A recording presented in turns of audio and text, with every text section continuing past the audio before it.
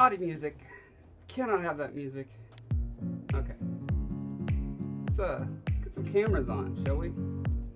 I hear that sometimes when people watch Twitch, they like to see stuff.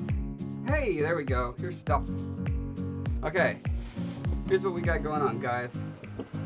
All you guys and gals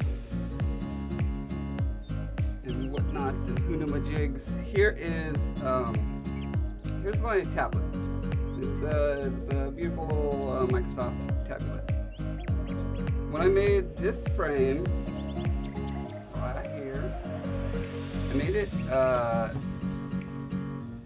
custom fit to a first generation iPad, because I had a friend who made this really cool art program called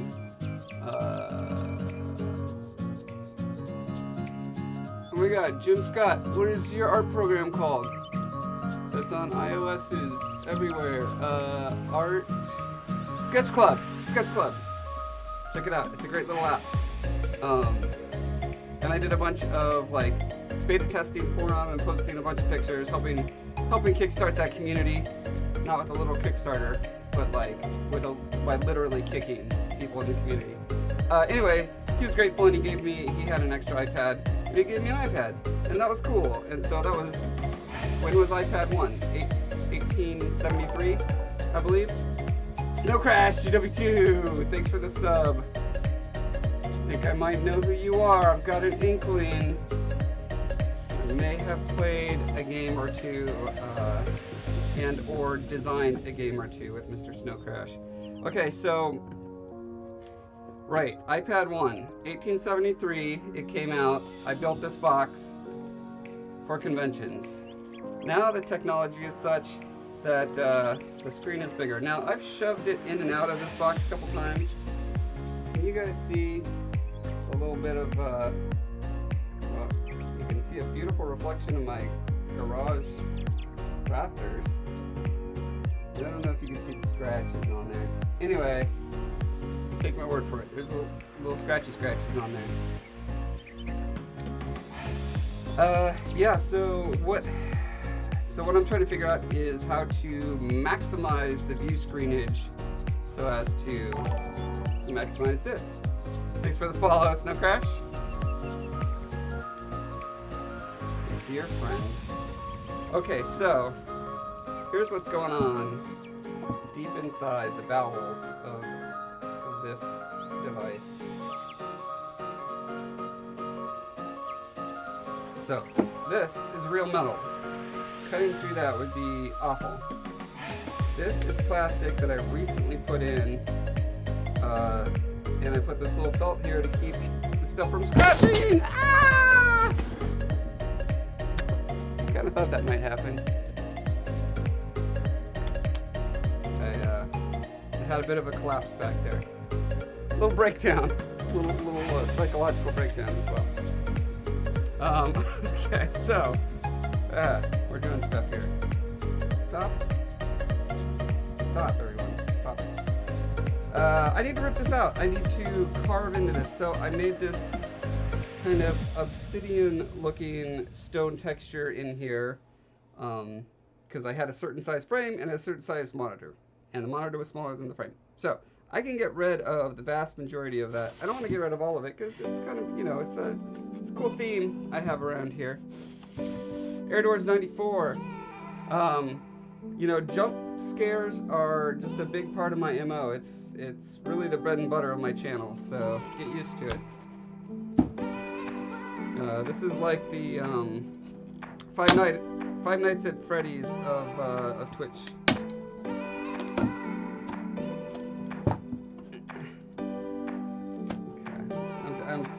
I just need to poke around at this because I honestly don't remember what all the materials are that I put this together with. Looks like that's wood. Oh, that's a shame. I was hoping it was foam because then it'd be really easy to just like slice out. Let me poke and pot at it. No, that's definitely wood. Okay. Therefore,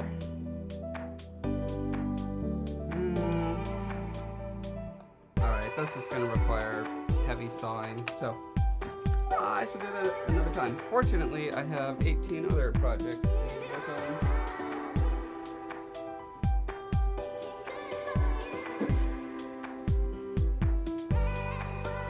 So before I tackle this bad boy, I'll work on these bad boys.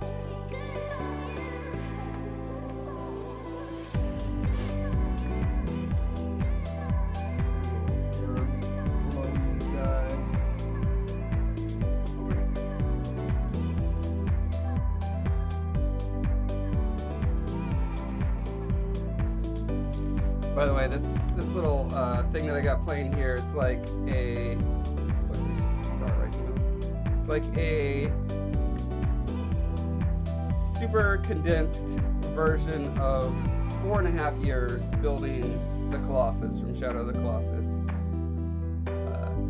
And I, as a publicity stunt for it, I started clean shaven and I just didn't shave my beard until I was done. So I went 4.5 years and had the grossest, scraggliest beard for so many years, and boy was my wife happy when I finished the project.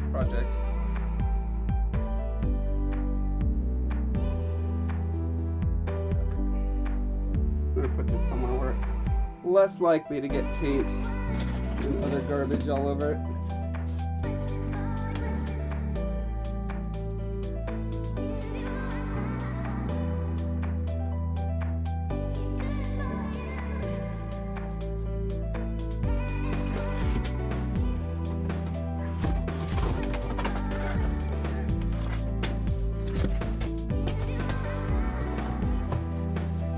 Kind of keeping this up here because last time I was painting on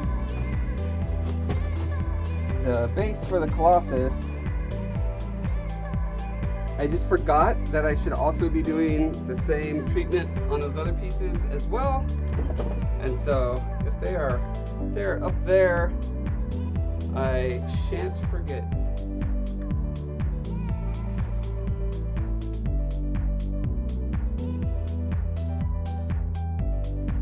Okay, so these two casts came out a little bit wonky and have required a number of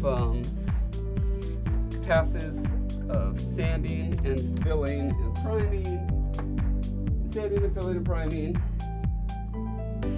and you guessed it, more sanding and filling and priming.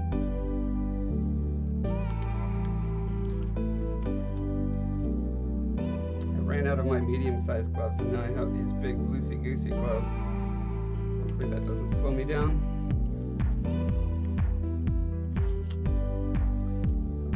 Just realized I have so many things on my mind today.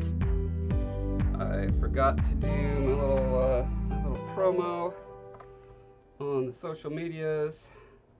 Hey, Altar of Hope, how you doing? What percentage of your world, Tales from Telefar, consists of humans?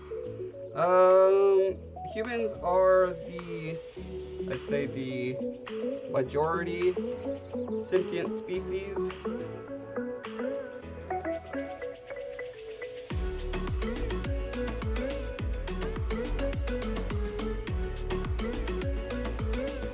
What's a good caption for this shot, you guys? For Instagram and Facebook and Twitter. I was thinking like good Bowmark versus shadow Bowmark or something like that. Oh, hi, Me Games Ma. Hello to you as well. Hello, Fizz. Welcome back. I'm looking for feedback on what I should say here.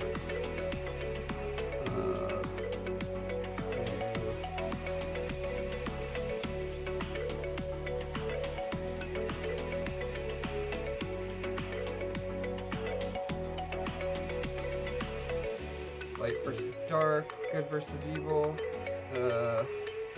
shadow Bowmark. I'm gonna do that one.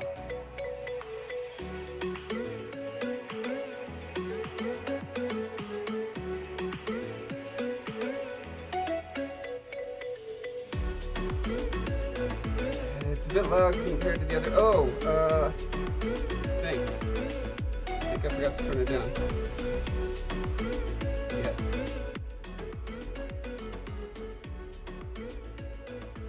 How's that?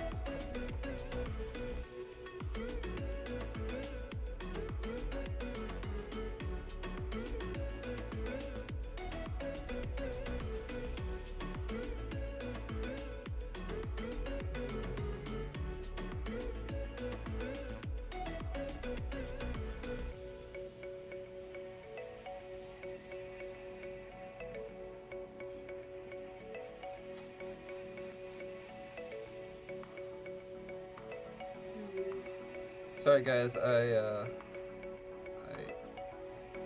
some days I am driven to distraction and I don't do all the things in the right order. These little things are supposed to go out before the stream starts, I say. Yeah, it is crap music. So I was doing royalty-free epic music, and that was actually pretty good. I'd say like a solid 70 to 80% of the tracks were average or good. But then I got a YouTube claim on one of them. So like the list is specifically copyright, but I think that's just like always changing. Rights holders are always juggling things around, selling off, you know, packages of music to the highest bidder, who then goes and trolls YouTube and says these are mine now. And so I think I was a victim of that. So I'm like, well, anyway, I'm trying this new one. This new royalty-free playlist. It's not the best. If you guys have any recommendations, what the what? You guys, like recommendations like how to keep my things from falling all over the place. Don't get dizzy now. Oh my god. Just use SAB soundtrack. I don't know if that would get claimed or not. I don't know. I'm sure that McLean and Chappelle would be totally fine with me using it, but I'm not sure that NCSoft would be. Being social is hard. Thought I'd come hang out for a bit before we start our raids. Okay, yeah. Get your grounding here. Watch me sand and prime and fill. Sand, prime, fill, sand, prime, and fill.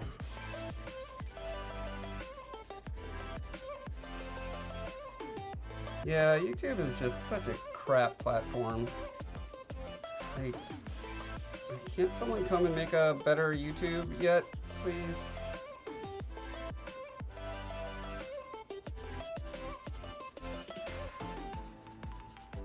Yep, this is also a swinging stream. It's a jump startle stream and a swinging stream.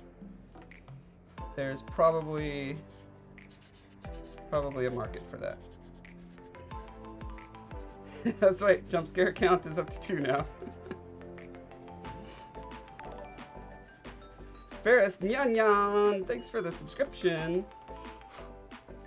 over on the YouTube. The material I'm working, so this is cast. I hate these big floppy gloves. This is resin that was cast, so it's a kind of plastic essentially. But some of these had problems because when you first start casting in a mold, you learn a lot of things as you go. And I was getting super thin walls because you pour it in and then you like slush it around inside the mold before you take it out, and then you fill it with a soft fill, like a foam. This is that soft foamy stuff. And so some areas were just so shallow that I didn't realize it, but when I painted it, when I put the base coat on, I realized that it was kind of bubbling or bending weird. Well, normally, Van Morta, thank you for the sub. Long time supporter, Van Morta. 10 months, almost as long as the legendary Damon Wrath. Keep it up, buddy. Someday you'll get there. Or Damon will die, and you'll take his place. There can be only one.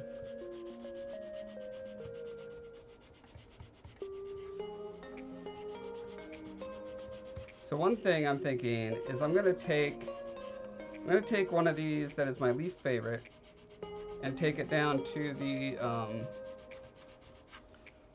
the store where I get the resin and mold making materials. Because those things are crazy expensive. But they have like a showroom there where they have art and products that people have made with their products that they sell there. And they say that they'll trade resin and rubber for cool art that's been done with it. So I'll see if I can get some trade-in value for some of these.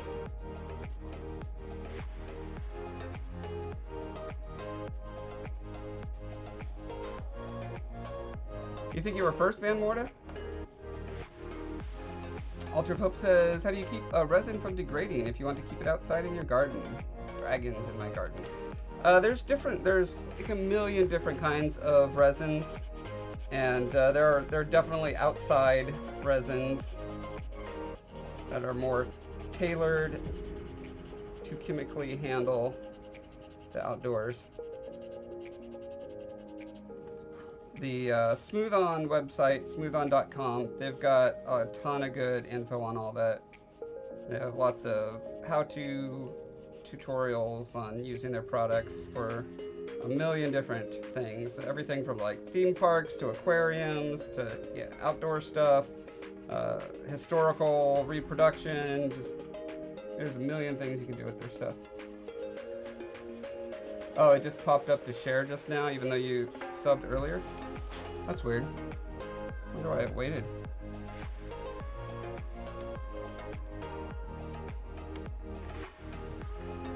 A stream on the creation of the marionette. That would be pretty interesting. That was I don't know if we could piece it all together. That was such a tricky wicket. Any of you Guild Wars 2 players, were you guys around when there was a marionette attack? And I think it was season 1, right, of Living World. Me and Snow Crash here worked on that together. Wandering Hades. It's going good, actually. It's going really good.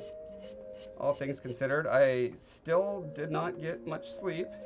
However, the reason I was up late was I was getting I forgot to check my official email. You know, I've been on my personal email nonstop, you know, dealing with, you know, making sure my resume is going around and you know, that kind of stuff.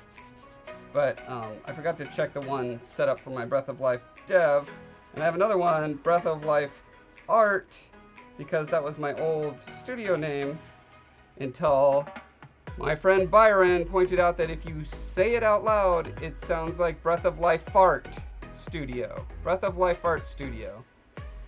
Oh, dang. So anyway, I switched it to development. I still had, you like that? I switched it to development. And, but I left a link for the old email on my website somehow. I missed one, right? So I've been having to check both of those. Anyway, long story short, I've been getting a lot of really amazing, cool emails of support and different kind of offers and stuff like that through there. So it was great. Draw the designs we did on whiteboards with tech problem solving. Yeah, I wonder if, I doubt anyone still has the whiteboard pictures, but that would be really interesting. Because it was both okay, here's what we had to solve for the marionette. We had to solve for the spatial layout. We had to solve for the scale problem. We had to solve for the player number problem. We had to solve for the, I don't know what it would be called, but like player clumping problem. You can't have everyone in an open world map all clump in one place at the same time. Obviously there was the narrative side of it. There's just man, it was super complicated, but really cool. Yeah, we stacked the bosses, we switched lanes. There was all sorts of shenanigans we had to do to make that work. Altar of Hope, Marionette was your favorite fight? That's awesome. Glad you liked it. Is the corpse still sitting in the map though? I remember I pushed really hard to have the body just laying there covered in snow after the event was gone. Something of that scale, you don't want to just have, you know, swept to the side.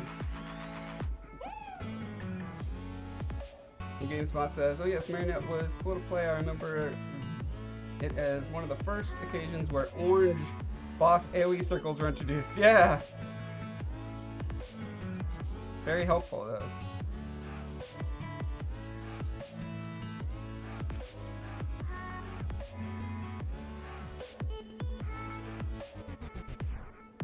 Oh yeah, yeah, Fizz. If we put it back in, I'll bet at least 5 or 6 of the features that really made it work would be broken.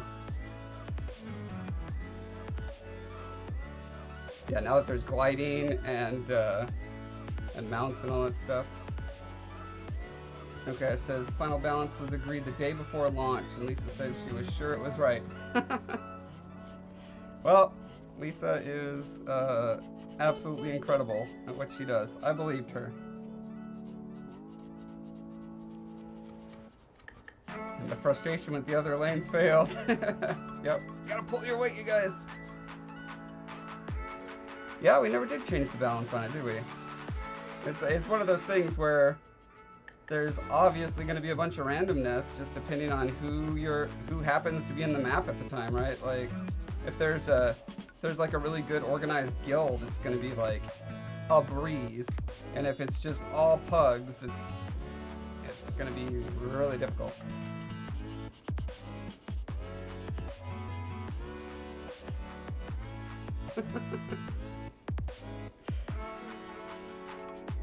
We did end up with the aircraft bombing. Yeah, we totally did. I was like, that wasn't cut, was it? I love that bombing run. You missed the elite zones from Guild Wars 1.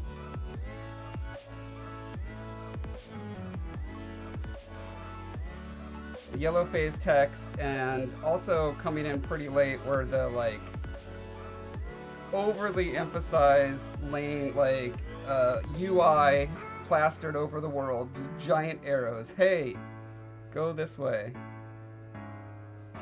Go this way now.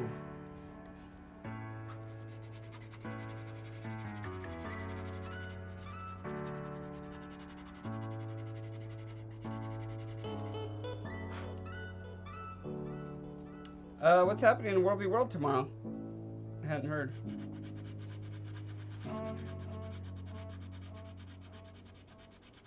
Dochi wanted to have the energy lines be blood, which was cool. No, I don't think we did that. It sounds like a Dochi thing.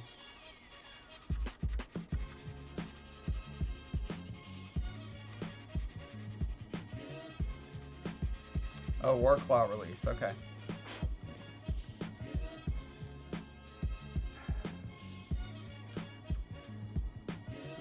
I think another Prime and Sand will work on this. We'll see.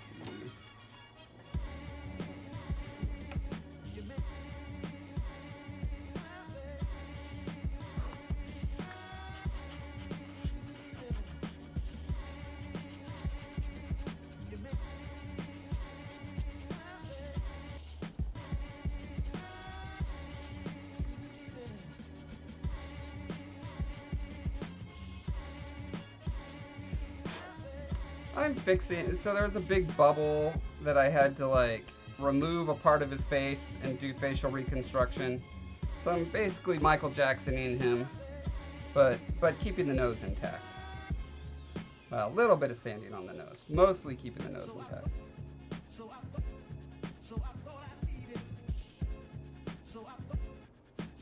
Yeah, use spray primer on these guys.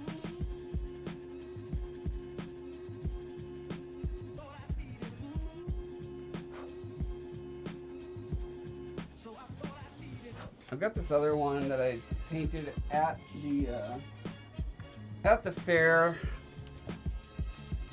Was it yesterday or the day before? I don't know. Whenever it was. I don't like it. It's too...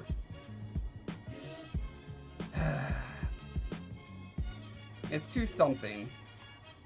I was looking at reference of like the Statue of Liberty and stuff, and I don't know, maybe just because of all the like the noise that he has. Like the Statue of Liberty is very, very clean lines, doesn't have a ton of detail on it, and this has lots of detail, and I don't know, just that contrast of the copper with the green, it's not working for me. Maybe if I made it bluer. Would I work with cast metals? I would. It's just the logistics of working in my garage in a house that I rent means that it's not super cool to a landlord to have someone pouring molten metals on their property. You think it's gorgeous, Snow Crash? I would love to do an actual bronze of this guy. I will do that at some point. I just have to cast the wax, a wax master, and then, you know, send it to a foundry and have them do it.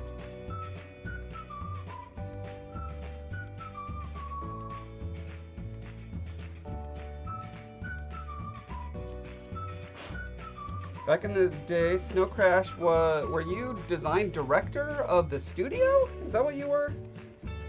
You were definitely head honcho design guy when it came to Living World. I think that's all we were doing then. It's whistle song. It's ET. Okay, yeah. You know what? I'm super not digging this. I'm going to switch this to back to Epic. Back to Epic we go. Sorry, YouTube monetization, but I can't handle whistle commercial songs. It's a little off-brand, I think. Design director. Yep, that's right.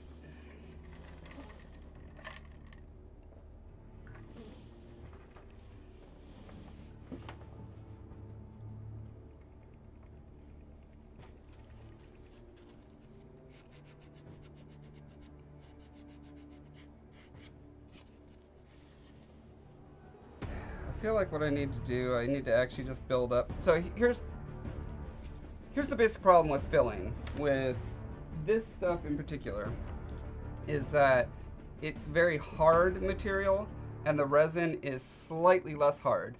So whenever you sand over where it got filled in with this stuff, it sands the area around it down further, so it ends up raising up that spot a little bit every time. However, I do have freeform air, which is very much like epoxy sculpt, but it's much lighter, foamier, if you will. So I think I'm gonna try that for both these boys.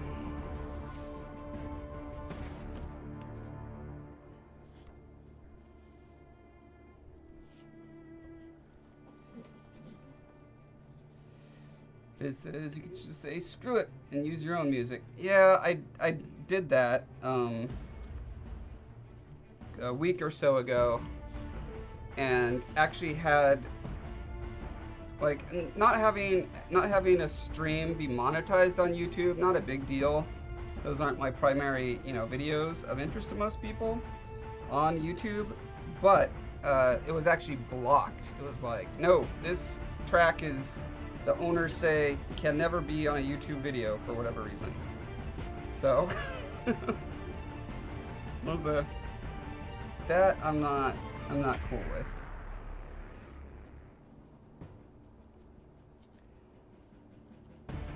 Snow Crash says in the Scarlet Room. I love doing the Scarlet Room. That was so fun doing environmental storytelling, as they say. As long as you don't use any of our tutorial videos, you should be all good. Yeah. Snow Crash says the hidden messages corrected the whole Scarlet arc and saved it. Yeah.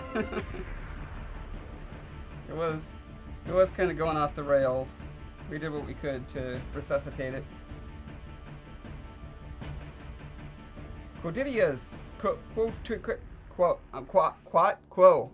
You're Quo now. I think you said it's okay to call you Quo. I'm gonna call you Quo. How you doing? How you doing? Scarlet Stomp was your favorite moment of season 1. That was good. Ultra Hope says, could you use what a doctor uses to sand teeth, a small drill sander? Yeah, I could, but it still ends up doing the same thing, essentially. Wandering Hades says, hey Josh, have you done commissions for anyone before, or do you stay away from those? Recently, I've been so focused on creating Tales from Talifar that I really don't take commissions. You know, now that I don't have a job, I probably need to rethink that strategy. Hopefully I won't be without a job for very long, though. I'm gonna mix this so it's just a little bit closer to the color of the clay I'm putting it on. I will do a commission if something that it's like an offer I can't refuse comes up. For instance, I just did album covers for the band Demon Hunter, it's one of my favorite bands. So it was like, yeah, of course I'll make an exception for that. Those just came out a couple days ago on the 1st. 2 albums, one called War and one called Peace.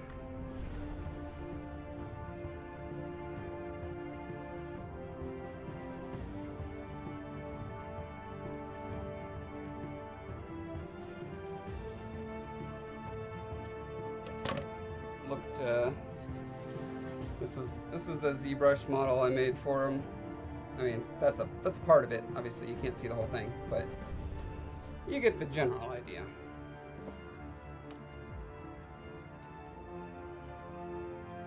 Snow Crash says, I remember sitting next to you and we were brainstorming and arguing. It was awesome. Yeah, brainstorming and arguing is awesome.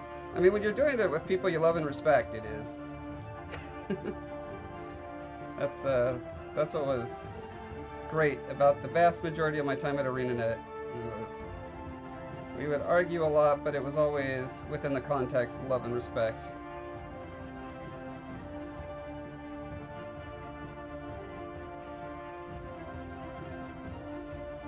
MeGamesMa says, I still have a video on my YouTube where I stomp her using Mesmer Portal to avoid the knockback. And that worked? Faux is good, and I'm surviving Monday. Oh, excellent. You know, sometimes that's all you could ask for, is just to survive. Survive that Monday.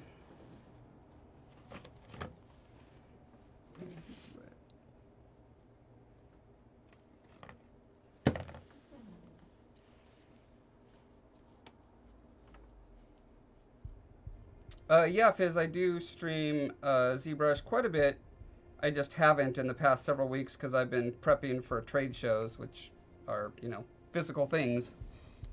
But actually, I'm going to be back to ZBrush certainly at some point this week because I've got the final illustrations for the first book that need to get done like ASAP, as soon as possible ASAP. So yeah, you'll see me doing ZBrush very soon. How much will my book be when it comes out? I'm thinking like maybe $500. I've seen a lot of interest in it lately, so all I need to do is sell a couple thousand at $500 and I'll be set. No, I don't remember. So here's the thing. We've been working on this book for a decade.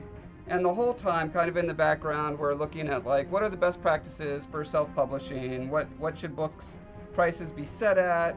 You know, what should you do sales? Do you do the first book for 99 cents and then other book, you know, and then the rest of the book's regular price? There's all these self-proclaimed gurus out there who are telling you how to do it right. And their advice is just, it's constantly changing because the algorithms that Amazon uses change, and bookstores are opening and closing, and different, you know, entities are getting into the market, etc., etc. So I think my co-author / mom has her pulse more on that side of things, and it should be whatever the standard ebooks cost these days. It'll be right around there. Ship the book to EU. So my understanding is as long as you can order from Amazon, you should be able to get it no problem. That is my understanding. I may have to be corrected on that. I don't know.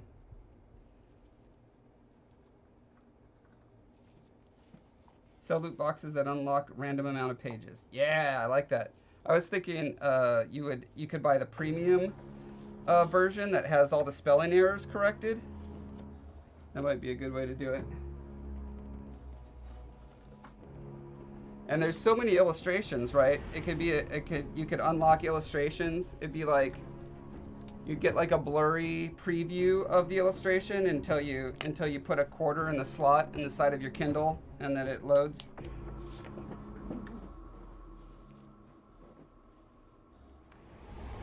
Will your book be sold in stores like Indigo, Chapters, etc.? Possibly. We're doing everything we can to make that a possibility, but a lot of bookstores just won't deal with indie published stuff.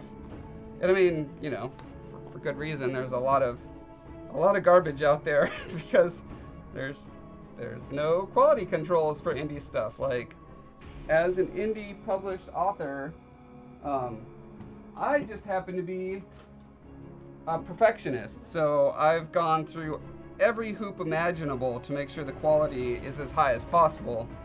But most indie authors don't. Most indie authors are just like, I'm gonna write a book, and they just write it, and they don't send it to editors, and they don't get beta readers, and etc., etc. They just put it out there, and yeah. So that's why most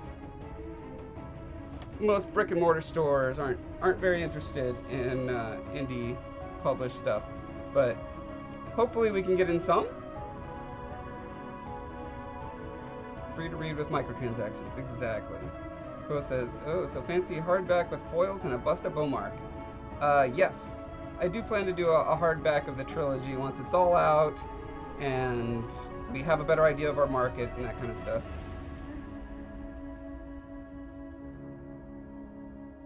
Pages 1 through 20 are super rare. You just start somewhere. Final pages are the rarest. Boy, these are some great money-making ideas here, you guys. 500 gets you the whole set that is yet to be released. The true collector's edition. Comes with different skins for the book. No, not a pro book publisher yet. No, you know, Barnes & Noble and etc. Whoever else sells physical books in a physical place anymore. They don't know who I am. But we jumped through all the hoops, so we have an ISBN number, we have a Library of Congress number, so we can be requested at libraries.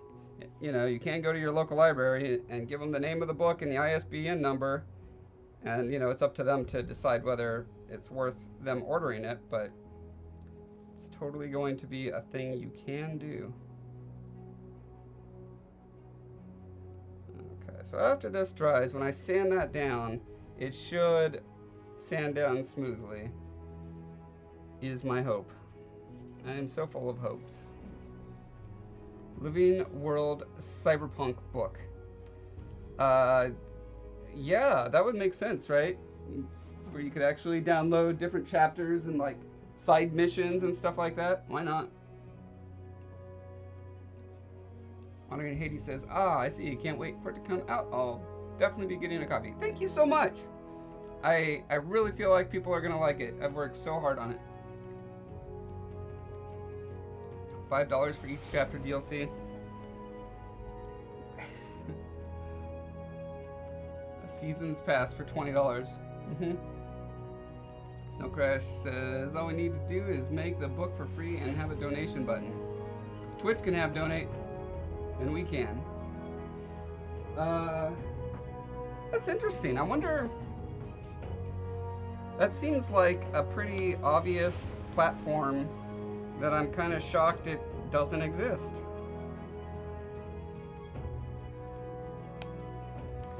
I mean, almost all, certainly all indie authors have a Patreon, right? I've got a Patreon.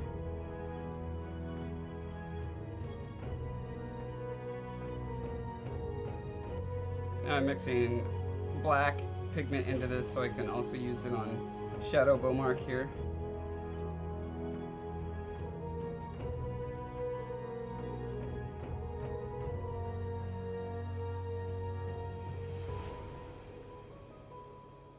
Should do it and have large community involvement. Well, if I wasn't already completely invested in this 20-year-long project of Tales from Talifar, I might consider it. One thing I would like to do with Tales from Talifar is establish a new kind of IP pipeline for how an IP can be managed, distributed, all content can be canonized. Like, there needs to be a pipeline so that for those who care, those who want to build their IP from the ground up to be consistent across all media platforms, there should be a way for that to be possible. And currently, I don't know if any software exists to do that. I'm gonna have to get an engineer's help at some point to build software to accommodate what I hope to do, because it's never been done before. It is unprecedented to have an intellectual property where the comic and the video game and the TV show and the books are all canon. They're all true, equally true, and one thing cannot contradict the other thing. And the reason is because, as far as I know, your bang for your buck is so low for that. Like, I don't think most people care that much, but I do. And it's like, you know, I have this personality for a reason. I want to make something that hasn't existed before. I think there'll be a market for it. I think some portion of the population is hungry for an IP, for a franchise, where they feel that all their time invested in it is, like, equally justified. Sub and gain a copy of the book. Oh. How many revisions has the book gone through before you decided it was ready to publish? Oh man, countless. Absolutely countless at this point. Honestly, the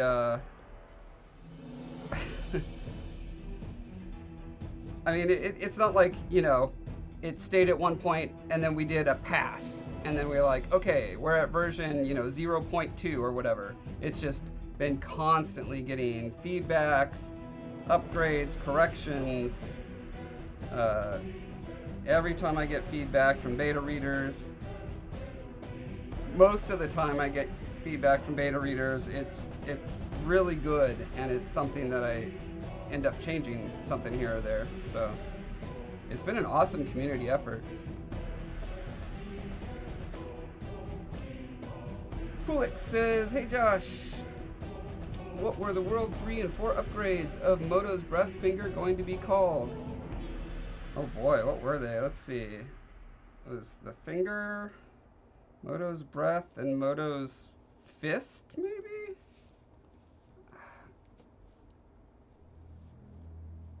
His breath was the first one, right? Where he just kind of blows enemies, and then the Finger comes down and flicks them, and the idea, I think we got it functioning, was that they actually turn into a damaging projectile. And then, yeah, I think Moto's Fist was literally just going to be like insta-kill on anything. Hey, how's it going?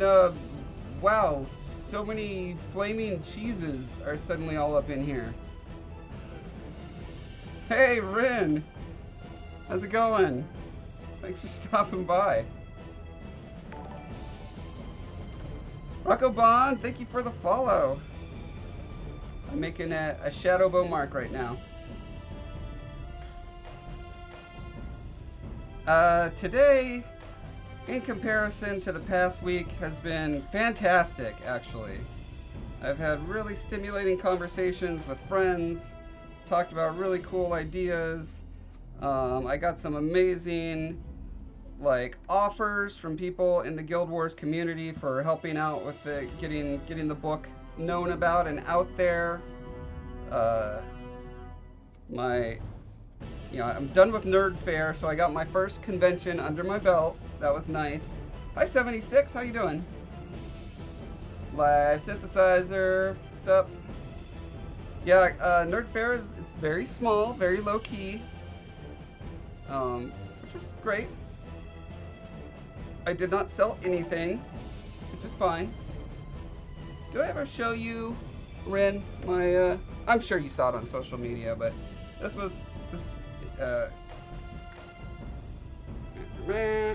focus with dirty gloves. So that's my first enamel pin. Get it done. Mr. Scola. Oh, look, he's up there up above my head, too. Scola's everywhere. Anyway, yeah, so I was trying to sell these guys for $5. What do you sell, 1.5 inch, or is this 2 inch? I can't remember. What do you sell this size enamel pins for? You're like the enamel pin master.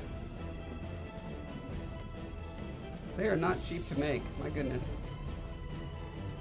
Quote says that Colossus statue you had on your table was so amazing though. Thank you, thank you. It better be. It took me forever and a half to make it. For anyone who doesn't know, I have a YouTube channel where I do art tutorials, and I've got a whole series of me building that Colossus. Yet to be finished, because I was filming the entire thing over 4.5 years using 1 to 3 cameras on the entire time. And yeah, if you're into that sort of thing, it's got some moments. I fast forward through most of it, but I don't cut. I just thought it'd be cool to do a video series of a build that massive where there's literally no cuts. You see everything, every mistake, every pause, every confused moment, every time I slice my hand wide open, it's all in there. Enamel pins are $10 to $12. $5 is way too low. No wonder no one bought them. They were like, these must be garbage to only be $5. Wandering Hades thinks 3 to 5 is reasonable. Wandering Hades, you don't contradict the master. Ren is the master. 5 is as much as you spent to make them per unit. They were a little less than 5, but not much. The Meta Shrub says, have a nice evening, Ren. Ren says, that's just the product, not including the time you spent to create and draw him, talk to manufacturers, and get the pin looking good, etc. That's true. There was definitely all that kind of overhead going into it. That's why, yeah, it's tricky knowing how to price stuff especially when the time you spend is so spread out. In my case, often spread out over years and years and years, and I'm like, I don't know how long I spent on this thing. This is all right, Josh. Time to get ready to do the 3 to 4 hour raid run. Awesome. Have a great 3 to 4 hours. Have all the fun. So most sale prices always go for 10 to 12 for them. Okay. That's super good to know.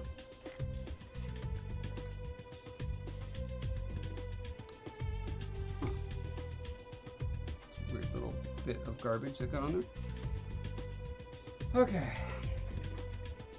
So now these Bowmarks, I'm going to set them or here. Way over here. I'll keep them later.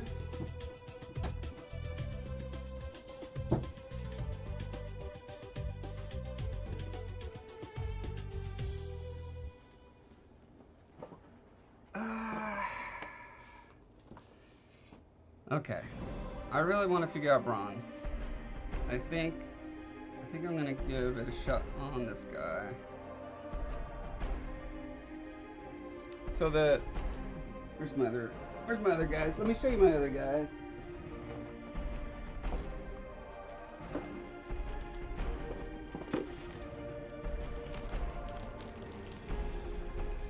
For the innuendos and SAB elite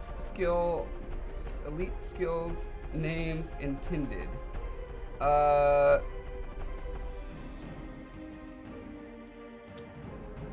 will neither confirm nor deny that. So I've done a couple tests. Right, so this is going to be a book cover. Where'd it go? Oh, there it is. Let me grab it real quick so you can see what I'm going for.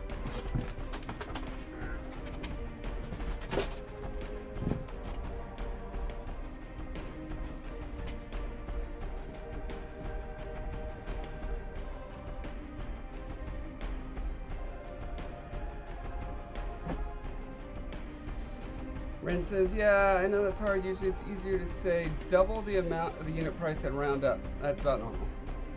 Yeah, that probably makes sense. See if it's. Ren says, I do $12 or 2 for 20 since I do special enamel pins with glitter or glow, which costs more. Yeah, one of the options I did on them definitely drove the price up. Did I already talk about how the con went? Just briefly, just that it was fine. It was low key. Didn't sell anything. I got, I think, 3 signups for the newsletter. That was fine. A lot of people took pictures of the Colossus. That was cool. Heard some really bad folk singing. That was something. By the time travel, food, cost of the booth, and everything's in there, I'd say I lost about $150 to $175. But I feel like I was just paying that to practice conventioning. Okay, so here is my prototype for the book cover, and I literally just glued it onto my cousin's book, because it just happened to be exactly the right size, and it was on my shelf at the time. Okay, so I like this look, this kind of bronze. Now this is fake. This was just a 3D render in ZBrush. Hey, Shadowcat, thanks for the follow. Appreciate it. And says we can talk prices and also help upgrading your table so people can see stuff, especially since you're promoting your own product. You want to really show interest and give people insight into your products, what they are about / why people want to buy them. Yeah, you're supposed to like tell a story. That's what I hear. I would welcome all the advices and helps. Oh,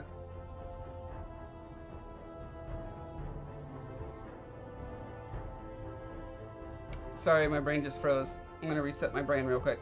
Burp.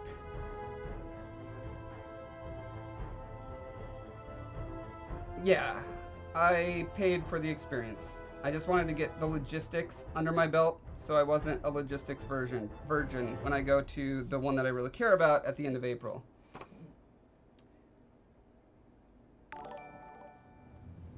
Safarine13, thanks for following. Okay, so here are a variety of paint tests, just very quick ones that I was doing.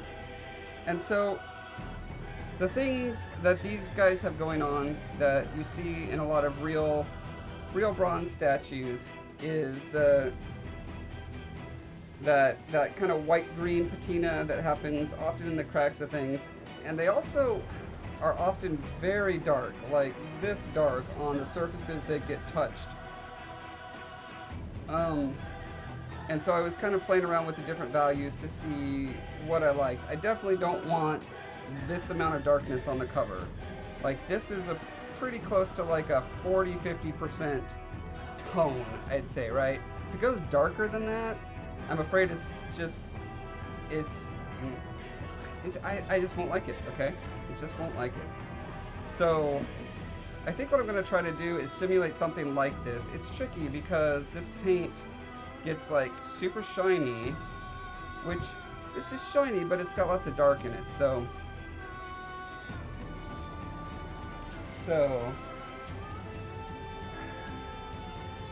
that's why I keep thinking maybe I don't want to do this treatment on this one. I want to do it on the other one that's already black, or the one that's kind of reddish, so I can do this very dark in the bottom part there.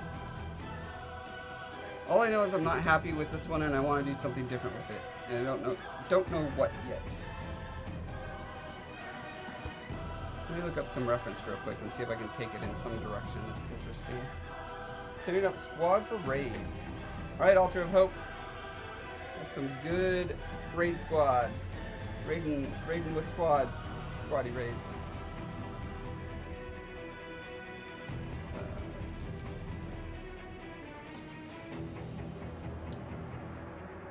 Okay.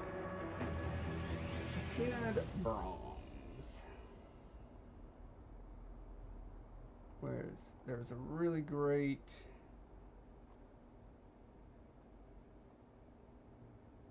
reference. As I said last time I was digging through reference, it's tricky because when you Google patinaed bronze, most of the results are faux patinas. It's like, yeah, I'm already doing something fake. I would like to make it look real. I would not like it to look like fake stuff that people have done to try to make it look right. You don't want to reference other people's fake stuff. You want to reference the real thing. Oh, and it looks like Google switched up their results, and now that perfect thing wasn't there. I should have saved it. Oh my god. Ruined it. Ruined it.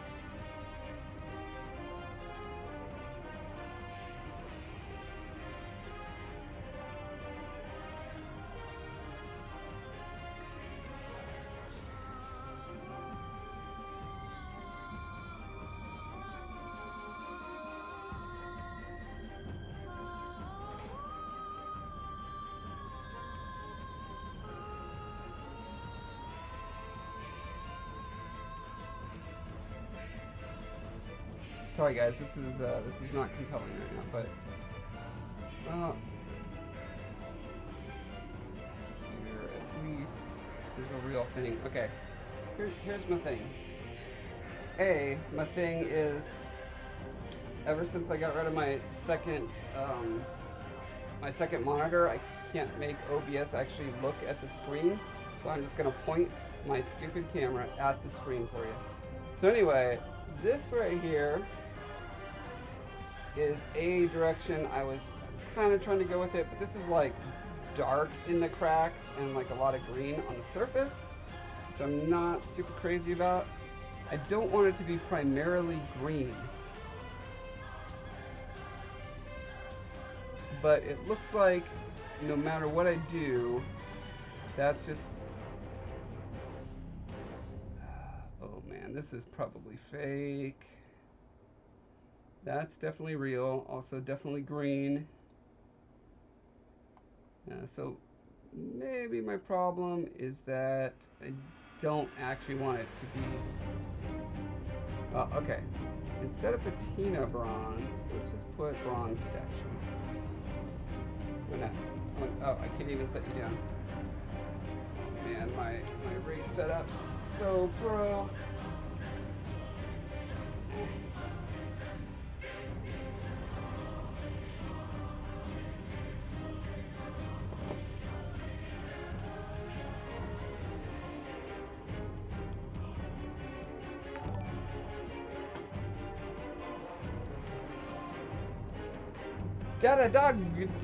Dead. Ding a dang dang dang dang dang. Hey, thank you.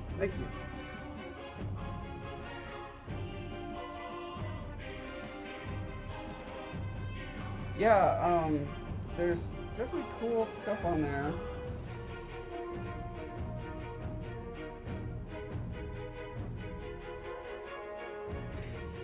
That's a great idea, Snow Crash. We need to develop that further. Okay, so now I'm looking at just bronze. I'm just gonna leave you crooked so you can stay more or less on there.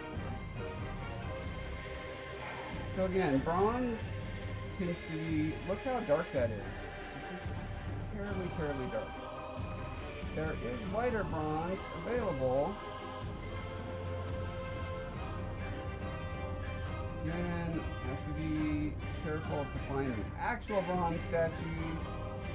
Ooh, I think this might be real. No, it's like slideshow collectibles. Is it real? Let's visit their site and find out, shall we? Faux bronze. Well, drat. But that is a good look. It's a good enough look. I might want to go for it. But again, that's just like, that would be good to start with a dark base on it. Oh wow, that's a really cool piece.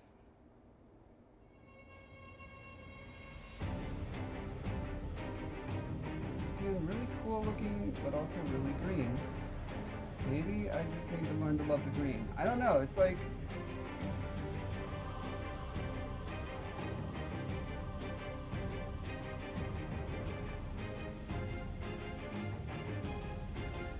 This one is mostly brownish bronze. Ooh, it's got a little bit of red patinas in it. That's pretty cool.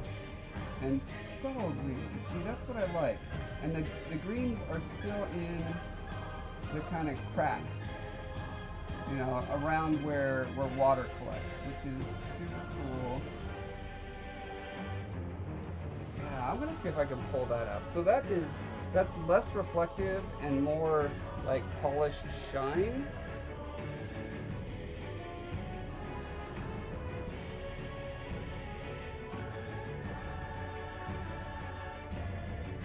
I need more caffeine.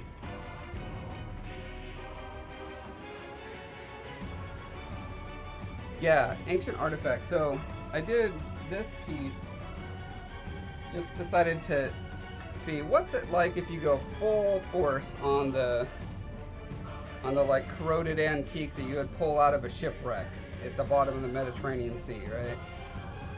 And it's pretty corrody. I don't know if people would like it or not. And then I've got this one, which I did more traditional bronze, and I left it that dark. Again, just to see. I just want to sit with it for a while, come back to it in a month and be like, is this a good thing? Would people like this? Would people want to buy this? I don't know. Brass instead of bronze? That's a good idea. Let me look that up.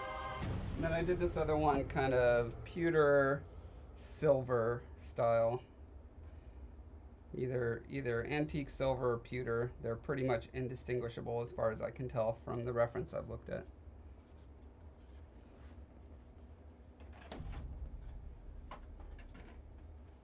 So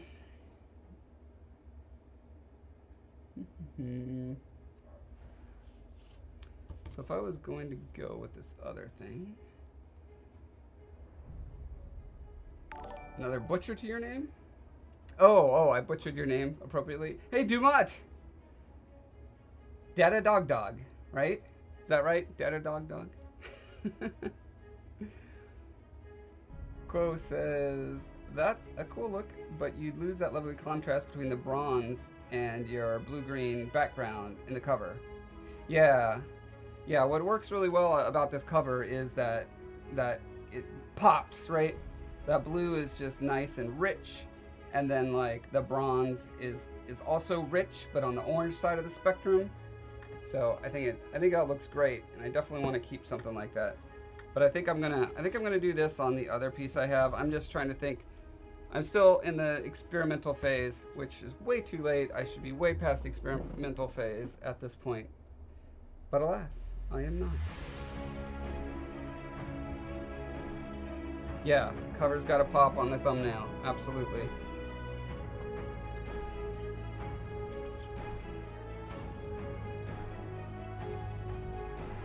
Okay.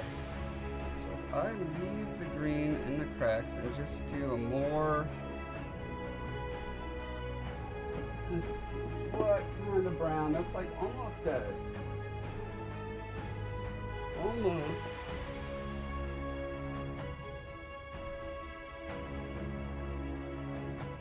What color brown?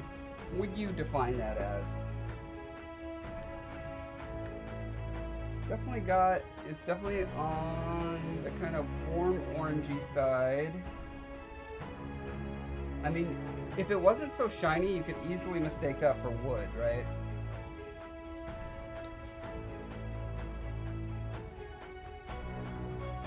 I think this one's a little closer to what I want to shoot for.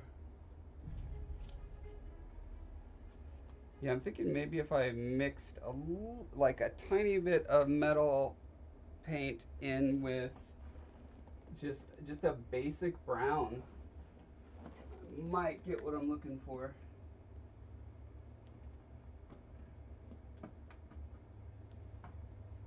What's this? Oh, I forgot I had these. I'm gonna do a quick test on one of my mini busts with these. I got these at some point for a very specific reason. I don't remember what it was.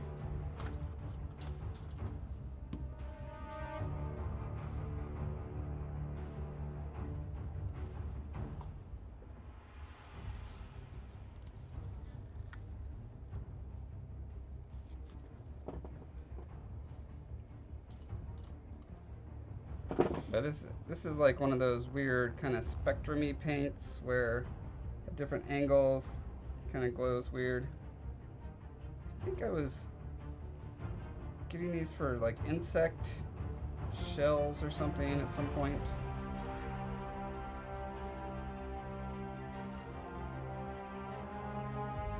Yeah, this is definitely not something, this is not book cover material, but it is a fun sort of thing that we can try on. A guy like this.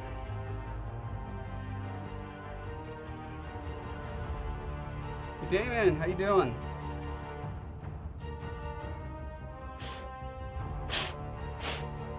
Hopefully after I'm done here, you'll still have some time to help me figuring out that Discord. We're setting up a Discord, guys. We're doing it. It's gonna be a Breath of Life development Discord, and it's gonna be the greatest thing ever. I still don't know what it does or why, but I can't wait to find out.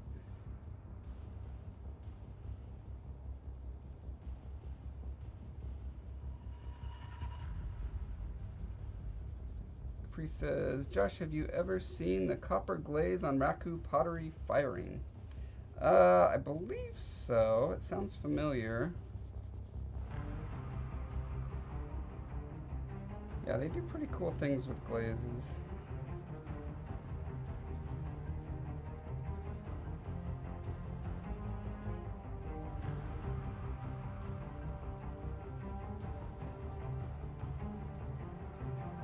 Damon says I'll be around for 2-ish hours, maybe a bit longer. Cool, man. I don't anticipate being more than like another hour on the stream. Still have an awful lot of emails and unemployment forms and disability forms and etc, etc, etc. So much paperwork to do lately.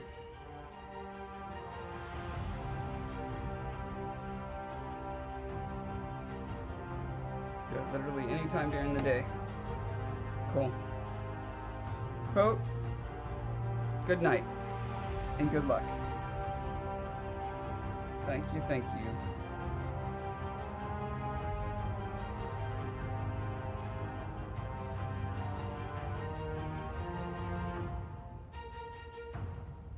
Yeah, I don't know what to say about, I mean, it doesn't look like a real traditional anything. It's just kind of an interesting look.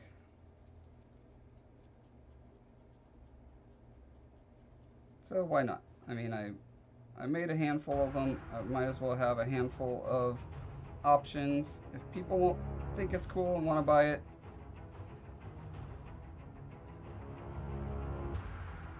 or when I give these away as prizes on the stream, it could be like, pick the one you want sort of deal.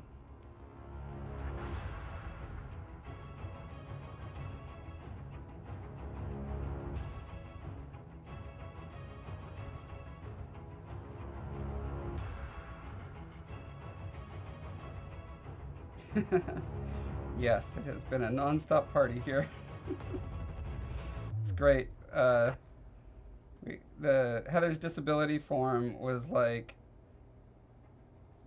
so redundant. Like they asked the same thing and we had to answer it in like essentially not even a different way. Like we could have literally copied and pasted if they allowed you to fill it out online, but no, you have to hand fill it out with a pen and mail it to them.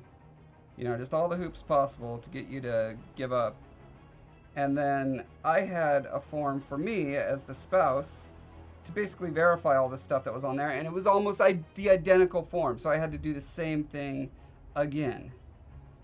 And then on top of that, she had like a special headache form, which again was the vast majority the same information over and over and over and over. Super fun times.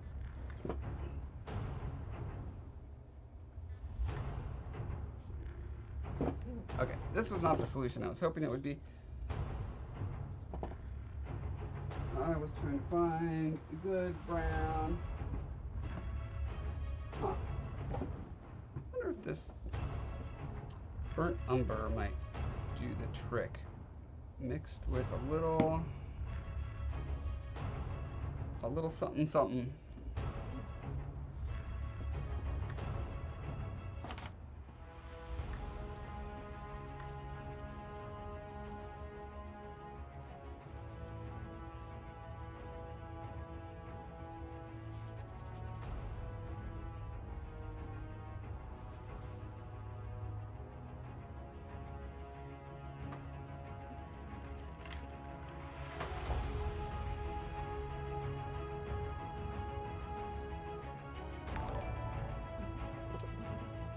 Pancakes on the rocks. Thank you for following. I think I got that one on my first try. I'm pretty proud.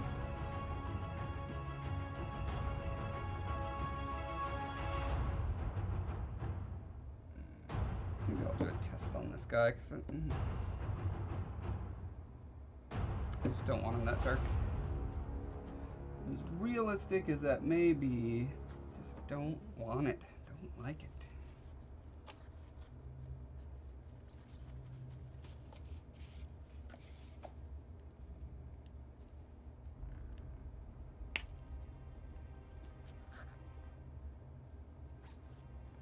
And a little bit of that, and then I like this luxurious buttercream chalk with matte finish. Delicious. You have to be so capable to get on disability or have the means to have someone represent you. Yep. I mean, you have to hire a lawyer. There's no way you're getting on disability without a lawyer.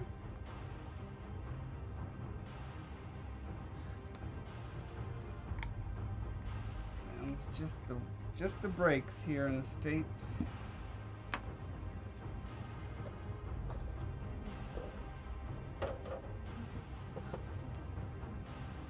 Still pretty thick. Since it's acrylic, just water it down a bit.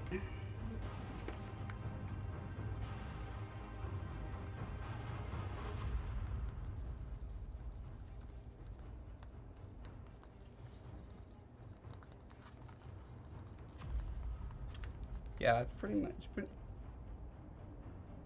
No, it's not chocolate pudding.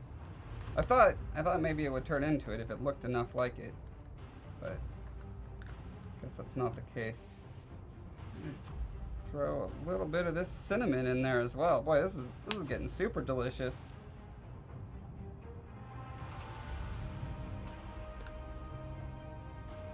Cinnamon chocolate pudding. How many hours did it take you to make the Colossus? It was, I timed it on my little iPad. Every time I was working on it, I turned it on. Cannot remember the exact amount. I know it was 500 and something. 500 and something hours. And I worked on it on and off between projects, etc. You know, weekends and evenings over 4.5 years.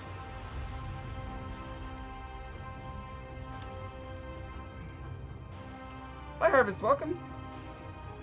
How you doing? Okay, so how we... I mean, that looks totally different. Totally different. Okay, I want to get a lot more yellow in there, I think.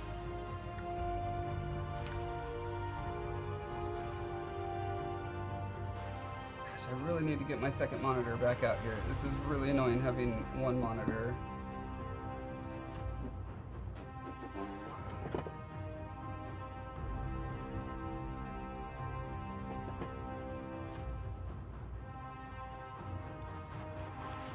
Deep yellow in there. Counteract the muddy brown. Now it's like chocolate pudding with mustard in it. Even more delicious. Okay. Throw some natural grout in. So we've got chocolate, cinnamon, mustard, and grout. Okay. Hey, that's better than no K.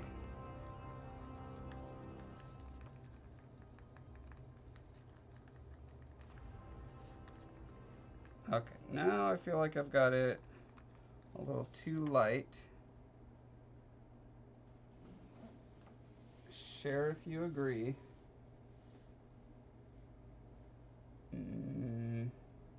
Yeah, sorry, the color is super washed out on the monitor there, so you can't tell. You just have to take my word for it. Wait, what?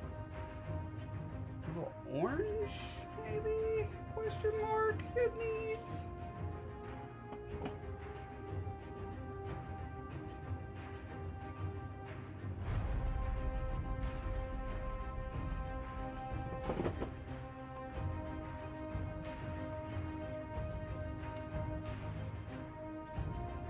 Yes, Caprice, mustard and pudding. There's definitely a market for that.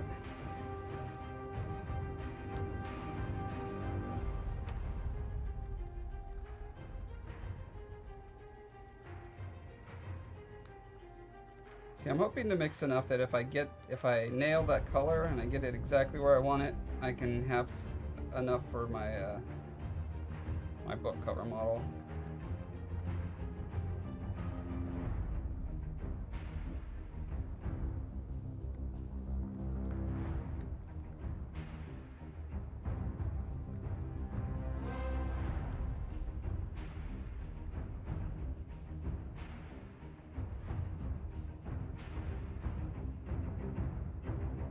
Egyptian booby? No, I don't think that's a good name for that color.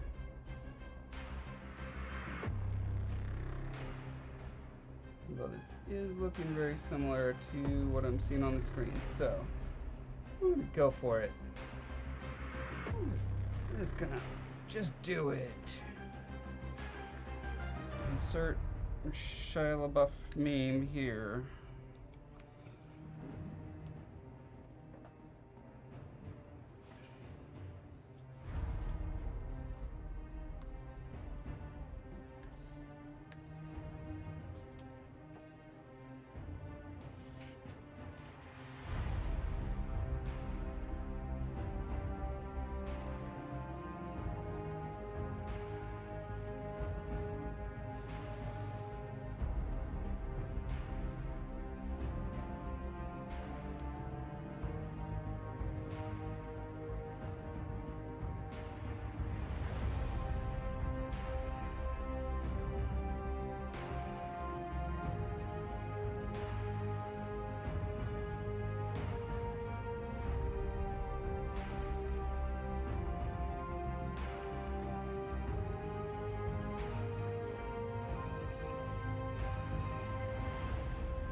Favorite Guild Wars 1 enemy? You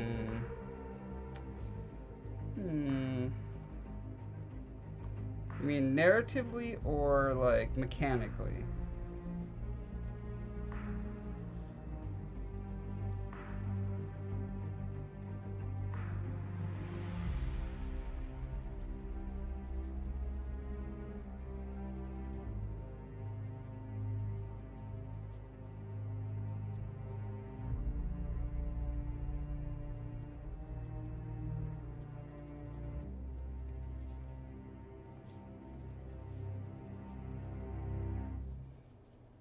Art is almost like science. You're doing experiments in color. Yep. It is very much. Art is more of an art than a science, but science is more of a science than an art, you could say.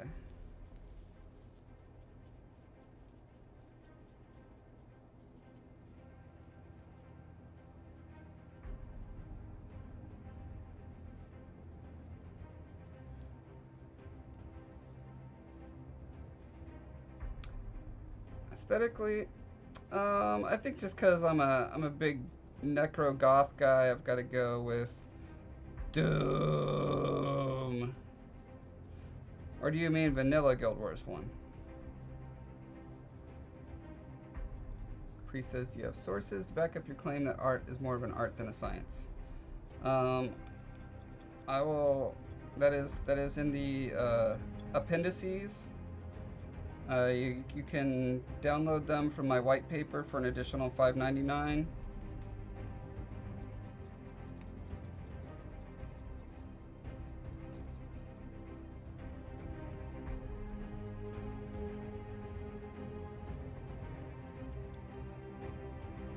Doom counts.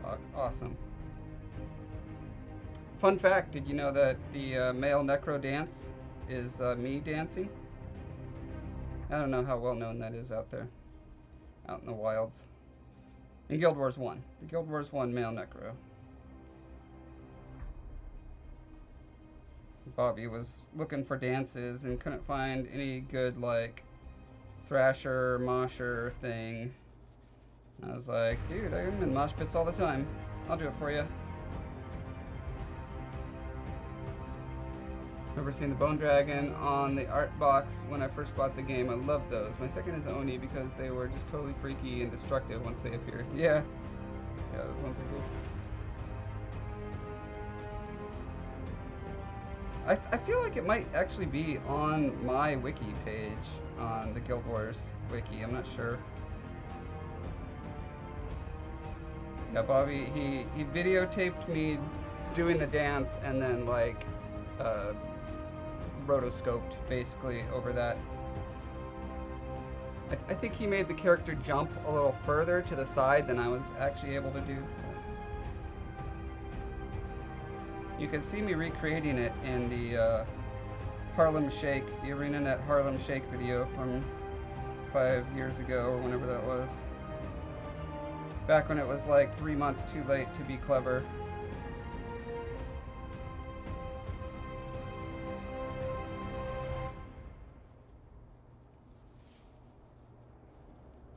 You thought everyone knew that Guild Wars 1 factoid? You would think, right? You would think everyone would know everything about me. I mean, I am the most important person, clearly.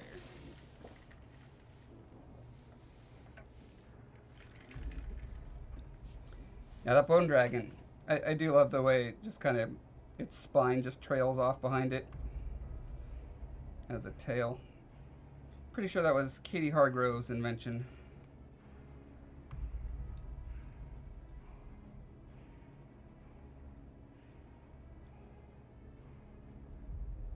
I feel like I might be onto something here. It's gonna need a like a, not a gloss coat, but like a satin coat, I think, to really sell it.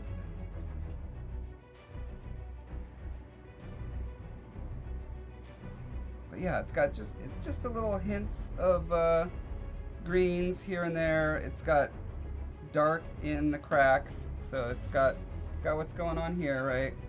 Like you can especially see it in the eyes and like where the hair meets the face.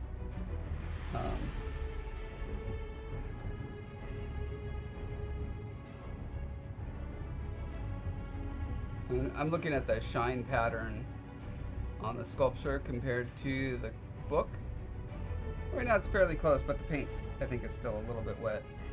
Yeah, I think if I shoot that with a satin sheen,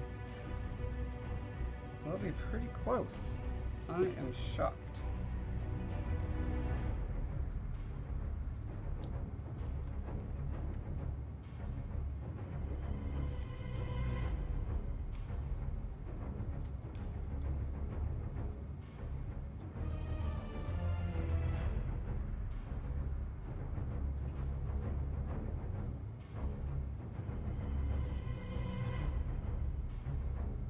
Hi, 76.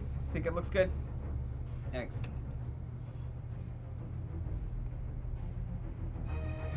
All right, Caprice, thanks for hanging out. Always a pleasure. You are a delight. Keep on being a delight. Yep, I will continue my delightful night of paperwork drudgery. Absolutely.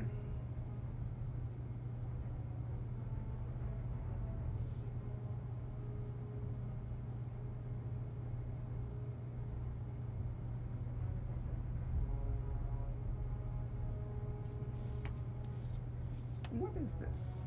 This looks like a hair. Why is it stuck? Okay. Huh.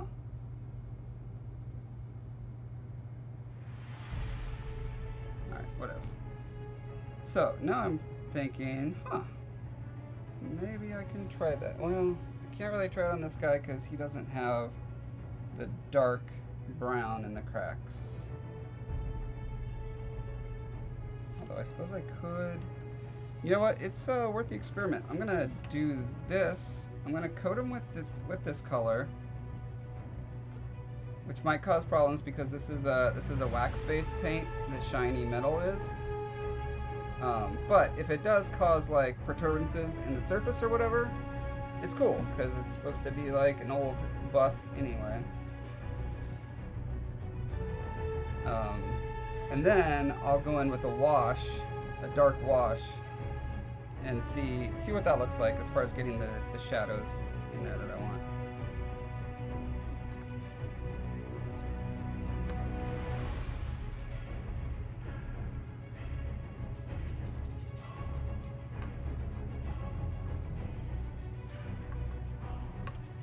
Photonic Fab, you think it's remarkably accurate?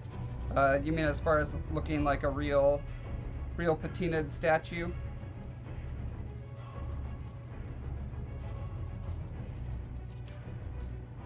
Certainly, it looked like when the Statue of Liberty was fairly new, it went through a phase that looked very, very much like that. I don't know what it is like for this particular character. I just don't want to evoke Statue of Liberty vibes. Actually, let me bring it up again real quick just to make sure I remember what I'm talking about.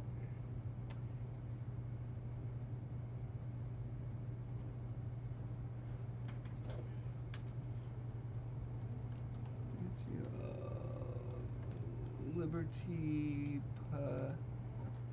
patina process. Okay, right. So right now she's almost completely like grassy green. All right.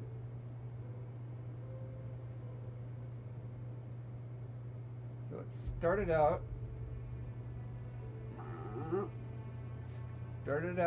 just copper. 4 months, 8 months, 1 year, 2 year, 3 year, 4 years. So after about 30 years, it got to that grassy green color.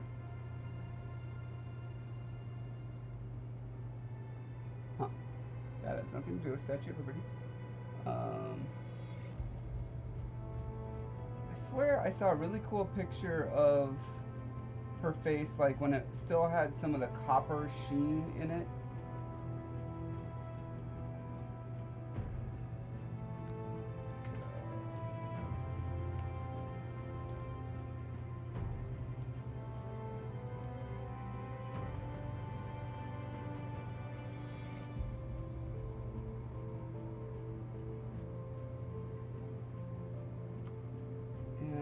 Closest it comes to like actually having some of that copper shine is really smooth, flat roof bits. It's a good paint job there.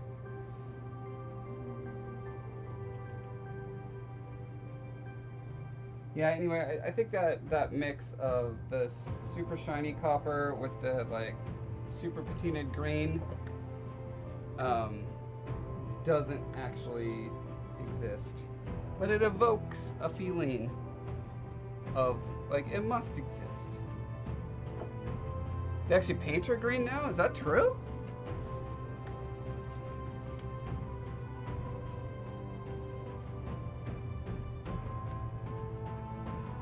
Is that just to keep the corrosion of the metal at bay? I would assume.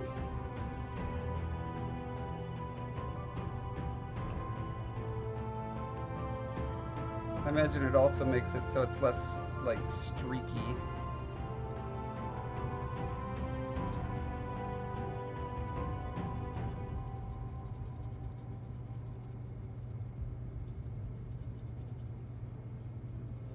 Salt water is no bueno. Yeah. God, I feel so bad too about the what is that? There's an Egyptian obelisk in New York City, like the needle of something, and like a half of it is almost completely dissolved away, or well, the like not runes. What's the word? Hieroglyphs on one side are almost completely eroded away from the acid rain, just on like the west side, like the Jersey side or whatever, because that's where the wind and rain comes from.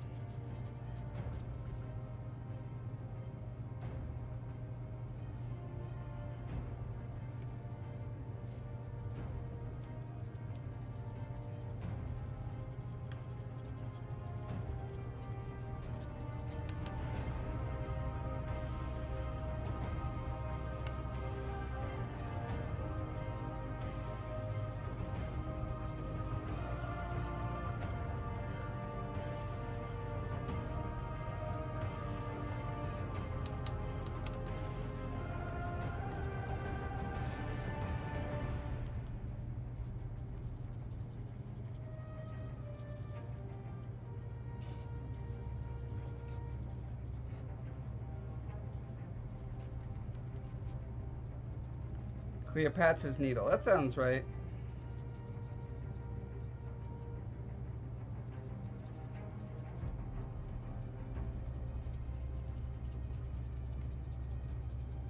Which is weird because I do not think she could sew anything with that thing. It's like 60 feet tall. I mean, maybe you could sew a tarp to go over the pyramids during winter with it.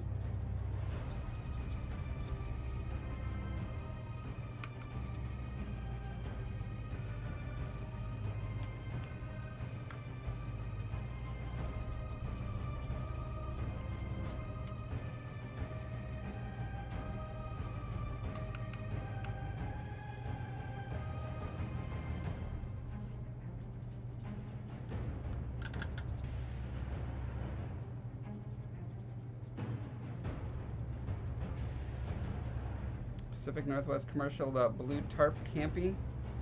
Oh, yeah. I think it was a bank. They had a set of commercials about life in the Northwest, Pacific Northwest. Is that the one where they were like, we salute you, socks and sandals guy, or whatever?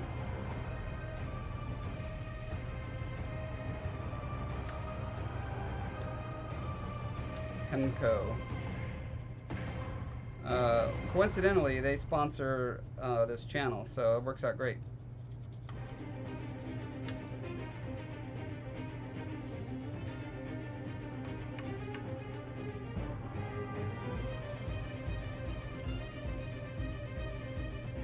A commercial is your childhood? Like they filmed your childhood and they put it in a commercial?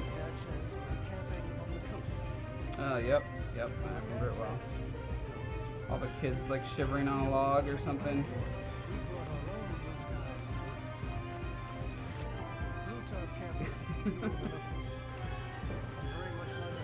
Oh God, cold hot dogs, cold fingers,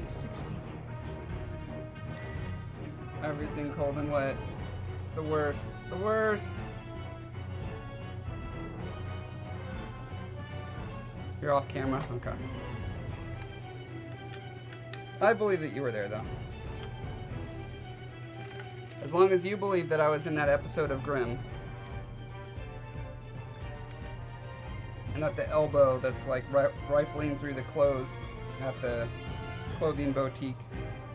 where we meet the character Trouble. I was there.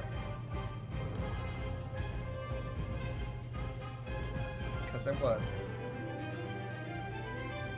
That's right, Josh Foreman, starring in the hit NBC or ABC or CBS or Fox show Grimm.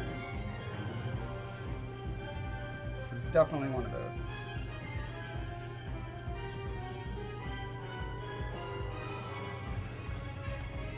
Yeah, for reals. I got a picture of it on Facebook. Got a little red arrow pointing to where my elbow is like 3 pixels sticking out the side of the pillar. I was there all day and all night.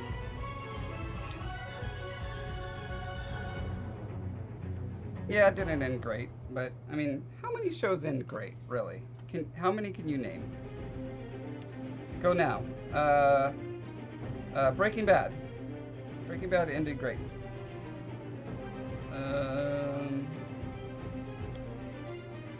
A lot of people disagree with me, but I think Seinfeld ended great.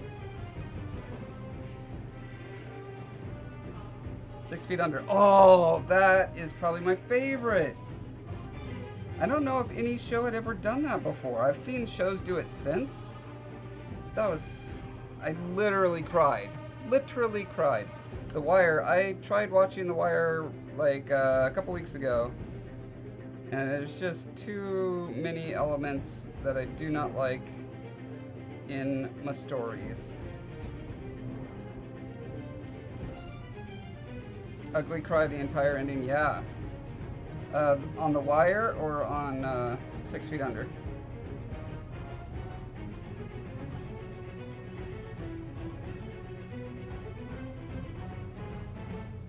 Six Feet, yeah.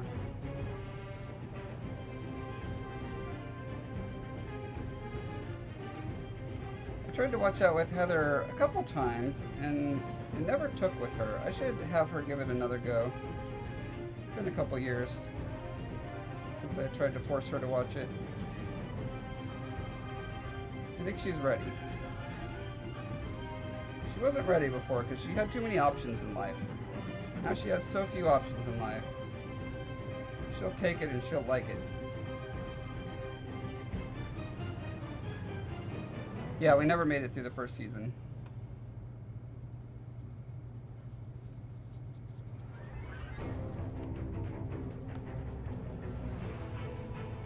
Together. I obviously did. I think back when it was first on, I watched... It couldn't have been, because I never had HBO. That's an HBO show, right? How did I see that? I'll bet I borrowed physical DVDs from someone who had a set. I think that's what happened. That show was early 2000s, right? Like early aughts?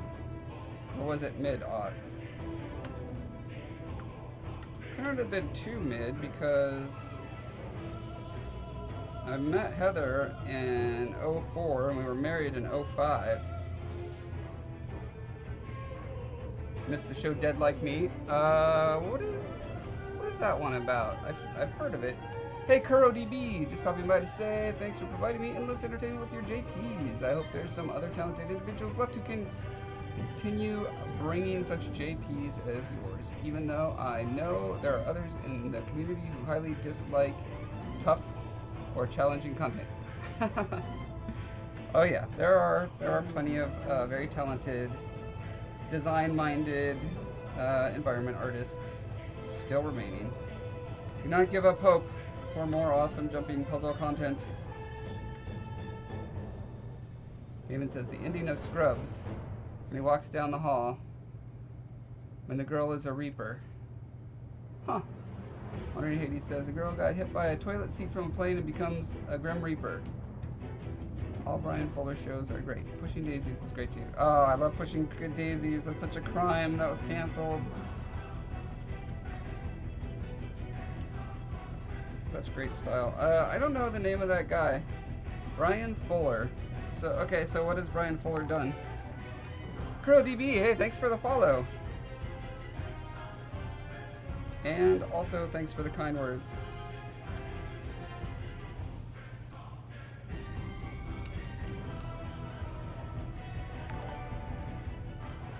Wow, and thanks for the sub. Super appreciate it. That's going to come in very handy as I navigate these uncertain waters of the near future.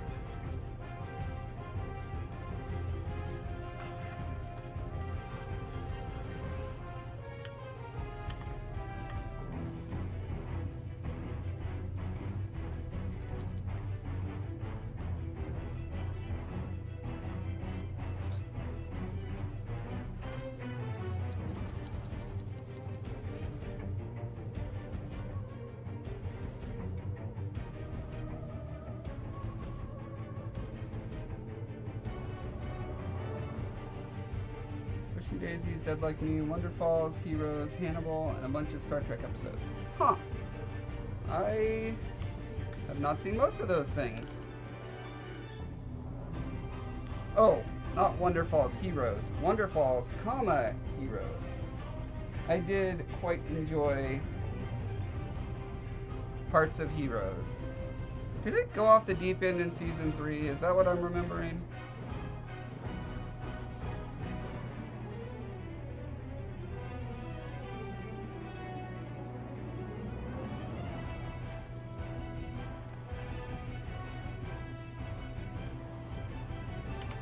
Thanks, Kuro. I appreciate it.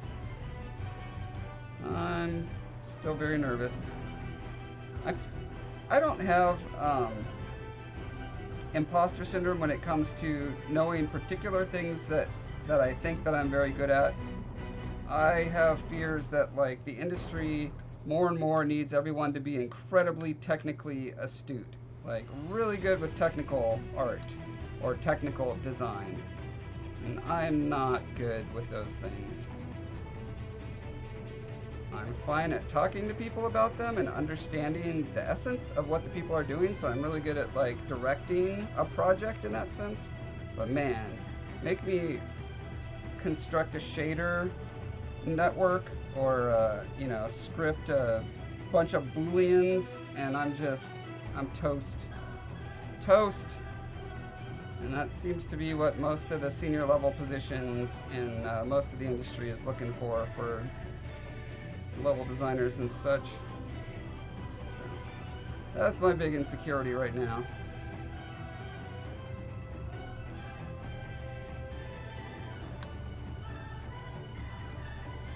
Corrupted by execs?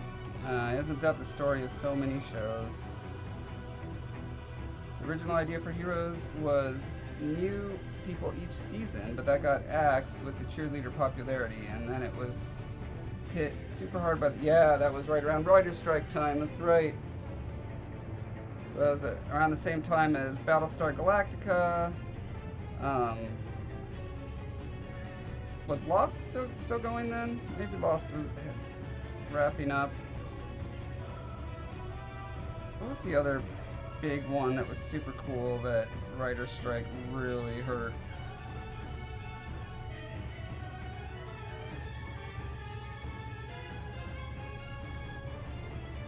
Chris says, do you think it's something beyond your learning capability, though, if you really wanted to learn it? So what happened at ArenaNet was I started moving into design proper. You know, I was a level artist officially, although I was a game director on Super Adventure Box. I will just say that. They never gave me that title, but I was absolutely game director. And I did an awesome job. Screwed up Season 2, learned a lot. But everyone on the team loved it. Everyone on the team has always wanted to do more of it. Tons of people at the company, you know, would love for it to happen again. You know, within the environment of Guild Wars, it just wasn't the most profitable thing to be able to spend our time on. So, like, I'm good at the high-level, big-picture coordinating stuff. But so in order to like try to do more of that, I had to get into level design proper as opposed to level art that just happened to do a lot of design. And so I was being trained in the tool to do the scripts for Guild Wars 2 content. So I built an event. It'll probably come out at some point in the not too distant future, but I needed constant hand holding. It was not something I just picked up, and I don't see a way for me to come in, especially in a senior position. I've been in the game industry 22 years, okay? So I can't just come in and be like, oh, you need to teach me how to do basic scripting. You know, that's not gonna fly. So that's where I'm insecure right now, is just like, what is there even still a place for me in the game industry? I don't know the answer to that yet.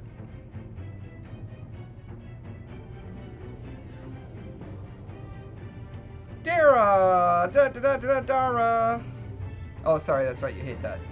Anyway, how you doing?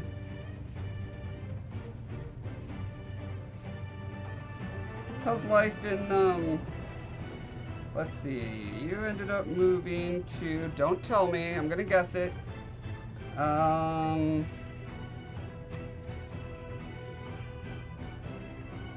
I feel like it's northeast US, but not very northeast. Something like Tennessee, or, but it's definitely not that. Okay, fine, I give up. Tell me, where are you not moving to, and how are you doing? Long time no see. Modern Haiti says, if you could make a masterpiece like Mad King's Clock Tower, there's definitely a place for you in the industry. Well, see, I mean, I didn't do the scripts for that, right? I just came up with the idea, and you know, built the map and facilitated as much as I could the designers, you know, all the technical stuff that the designers had to do to make it work. But when it comes to actually making it work myself, I can't do that. I can move stuff around in 3D space in pleasing ways that are fun to navigate. Like, that is my skill. And I can coordinate teams of people to, you know, towards a common vision. I can build consensus on a team. I can then articulate the decisions that were made and the values that led to those decisions, and then push that forward. I don't know what that's called besides like leadership, but what, how, you put that on a resume? I have leadership skills. I don't know. I don't know anything. A little further over. Okay. So Tennessee, further. Are you in like Maryland area? Hey, thanks for the sub, Dara. Tier 1 subscriber. What a good friend you are. Thank you. Virginia. Okay. Glad you're doing good. Chris says, yeah, that's a pretty long time in a single industry. At that point, it's more like doing it at your time and not the company's. I understand where you're coming from. It definitely becomes harder to stray off of what you're used to for so long. Yeah. Well, there's a particular, like, skill in being able to do kinds of, like, logic problems that involve multiple variables, Booleans, like that kind of stuff that some people have and some people don't. And I definitely am one of those people who don't.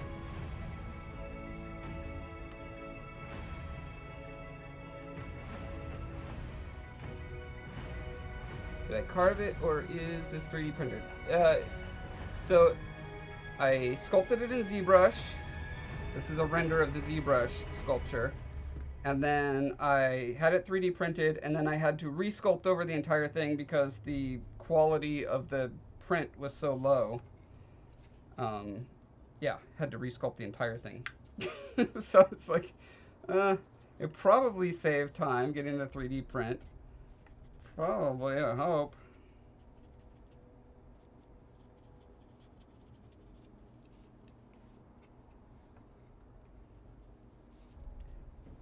More Scola. Yep. Dara, don't forget to spam all over Twitch with Scola. People need to find out who Scola is. You got an awesome emote now. Wandering Hades says, but a lot of people can construct things on a computer from learning in school. It's the artistic mind that people don't even have anymore. I've noticed it's rare to find.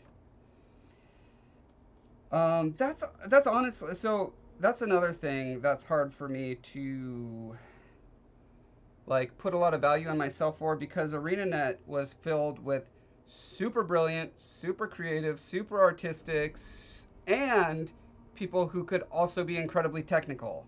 They were just unicorns, right? We had a ton of unicorns at ArenaNet, and I'm like a unicorn in ways that aren't necessarily all applicable to the development of games in a game studio. Unless you want me sculpting, you know, doing physical sculpts for some reason, which I did wrangle. When I was art lead at a place called Outrage Games, where we worked on the Descent games, we were working on a game called Ruby Tribe, got canceled, sadly.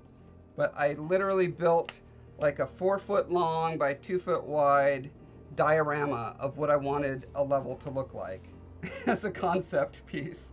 It was ridiculous, took way too long, cost way too much, but man, it was very specific and detailed. Life Synthesizer says, having both art and programming skills in the industry is like the most rarest skill. Yeah, not programming per se. There weren't very many artist programmers, but there are a lot of designer programmers. Like very technically skilled designers. Many of them came from, you know, a CS background or used to be programmers or whatever, right? So.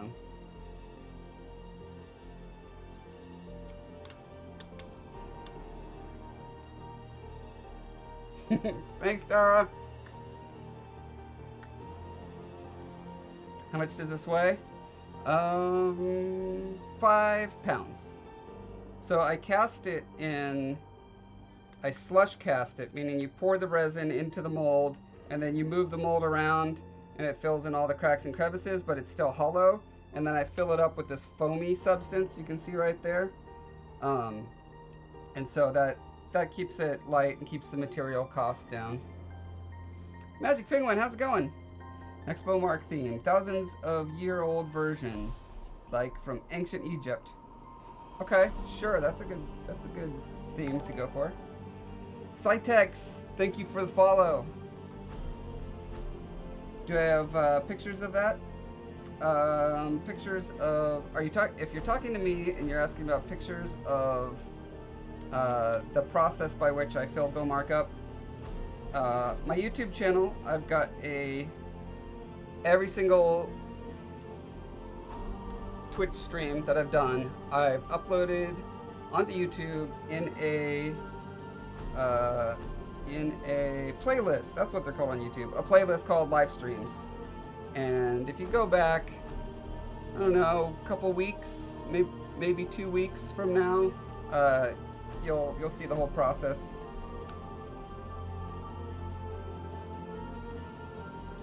Just kind of skim through and get an idea for it.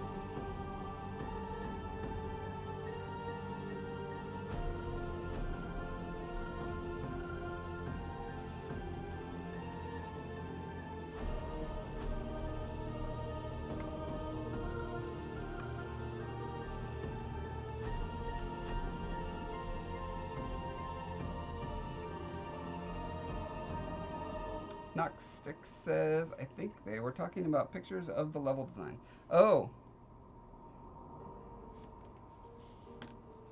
Let me see. Okay, no problem. I believe on my web zone, if you go to breathoflifedev.com, a pop-up will appear and you should put your name in and sign up for my mailing list. But then you go to art, Josh Foreman. I'll post the link here in a sec. Probably sculpture. Be on page.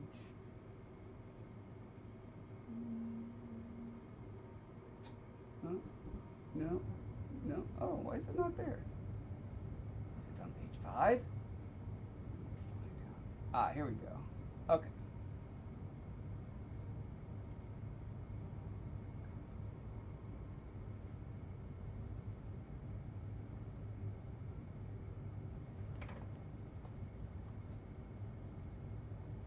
There you go. You gotta scroll down like 1 or 2 pieces, but yeah, you gotta keep in mind this was like 2001, so we were shooting for the PlayStation 2 platform, and all the artists on our team were very like character oriented. There weren't any real like environment concept artists, and I just had very specific ideas about capturing realism, of like geological realism in a game that I've just never seen before, and I always wanted to see that.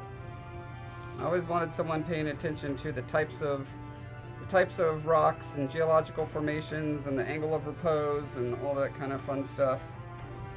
And I felt like, I don't have like great drawing skills, so I couldn't concept it myself. So I was just like, screw it, I'm just gonna model this whole ding-a-dang thing.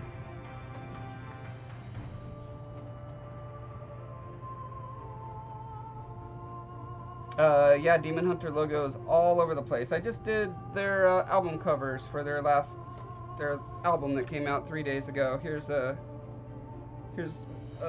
close-up of one of the models for said album cover.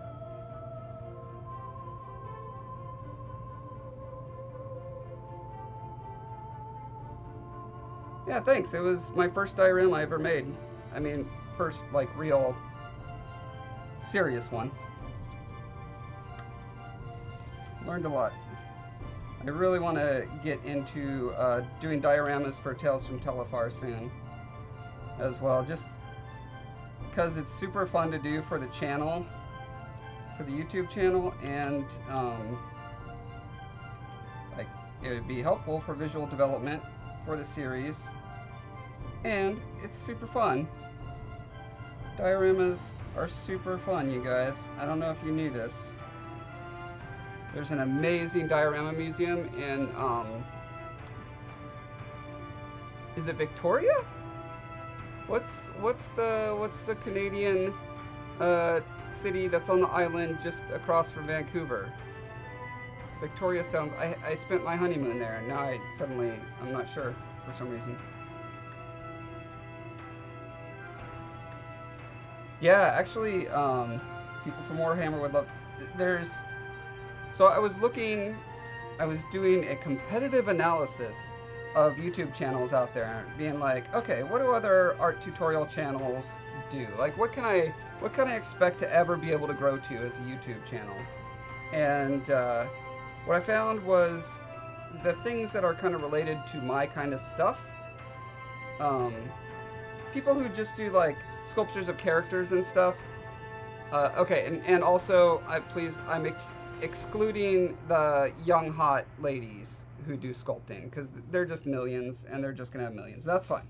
I am not a young hot lady.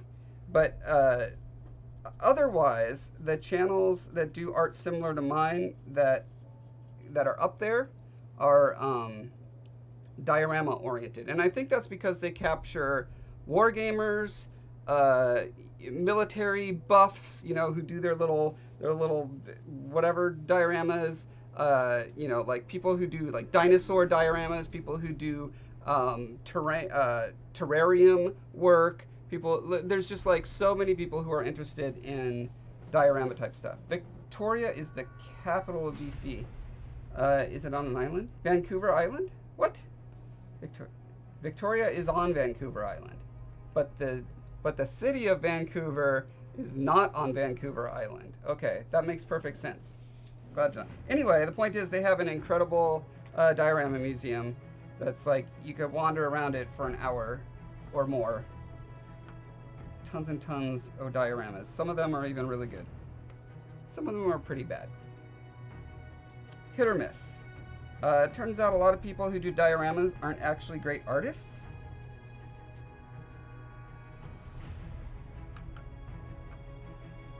So whenever you come into a space that's populated by non-artists trying to do things where like artistic skill would be a big help to what they're doing, you can, you know, really make a name for yourself. So that's what I'm hoping to do in the diorama space. and also get Tales from Telefar out there because I'll be doing Tales from Telefar dioramas. And probably sneak in a few like geology factoids as well, just because I love geology and talking about it. Captain Pujols says, I would love to see more creatures and monsters from you. You will. You absolutely will. Because every book that I do has, I'm doing, you know, a sculpture of the character from that, and many of them are non-human characters. So look forward to that, please. I kind of like having this little pool of green and white there. It just feels like that's where you would kind of naturally get some of that patinaed effect, and it doesn't. See, what I didn't like about green all over was he was just kind of looking like a zombie or a corpse or something with that much green. I think this amount, especially after I do a wash of dark over it, I think this will work pretty well.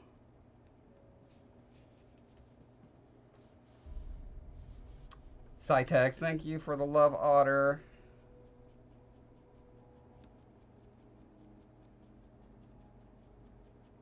Oh, that reminds me. The other thing I saw that was pretty cool in my reference. Where my reference at? Here. Okay.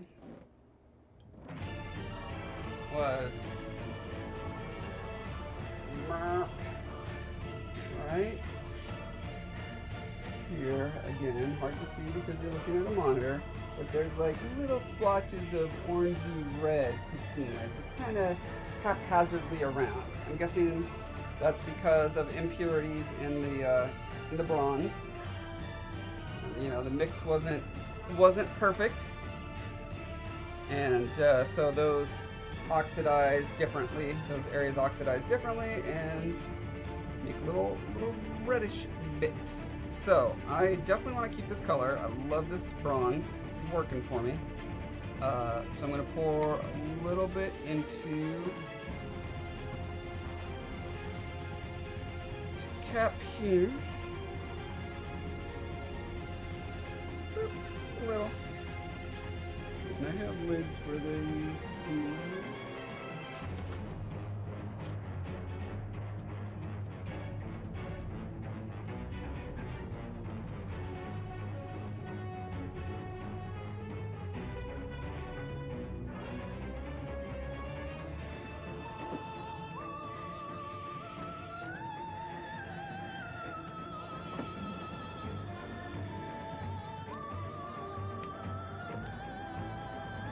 Says, hey Josh, if the Crimson Assassin is World 3's boss and Lord Vanquish is World's 4 boss, who on earth is Kaiser Snake?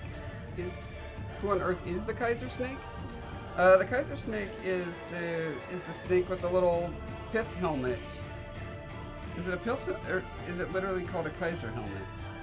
It's like a World War I German helmet. Wait, did that? He's the guy who shoots 3 projectiles, right? Suddenly I'm confused about which actually got in the game and which didn't. But Crimson Assassin is not World 3 boss. World 3 boss was going to be a giant like train mole man thing. And it was going to be a big like minecart tracks running along with the boss chasing you and like destroying stuff, and you jump on and like break off bits of them or like break a track so that he would like fall in the lava and take damage. And then this is gonna be great, you guys. It's gonna be great. We're gonna have moving platform technology, and you're gonna jump on him while he was moving and dodge stalactites. It's gonna be so cool.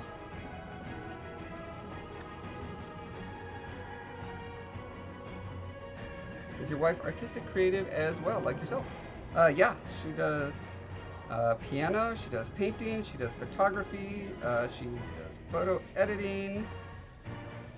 You can follow her on Instagram at Heatherish Things. Tell her I sent you.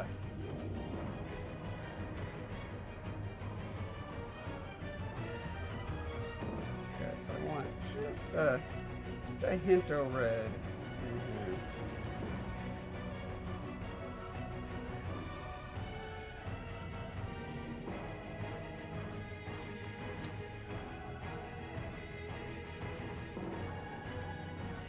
No. That snake clearly has a cruise liner captain's hat. That is not the Kaiser snake. Okay, so maybe Kaiser snake didn't come out. What does the orange snake have on him? I know we have the orange and the green snake.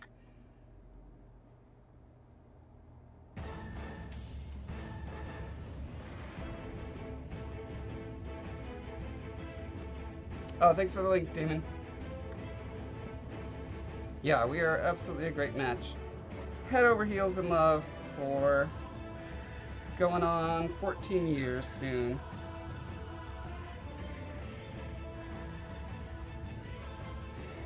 I married her about, I think we dated about 6 months. That's about how long we could hold out.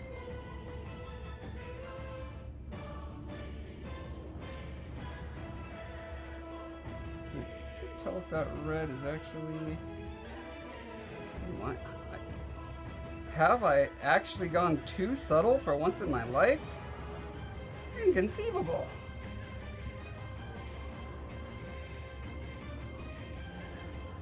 Snake orange.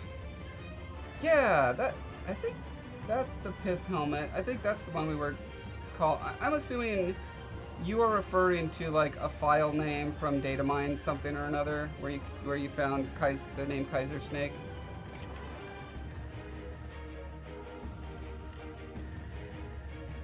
We met at church. Ye Olde Church of the Four Squares.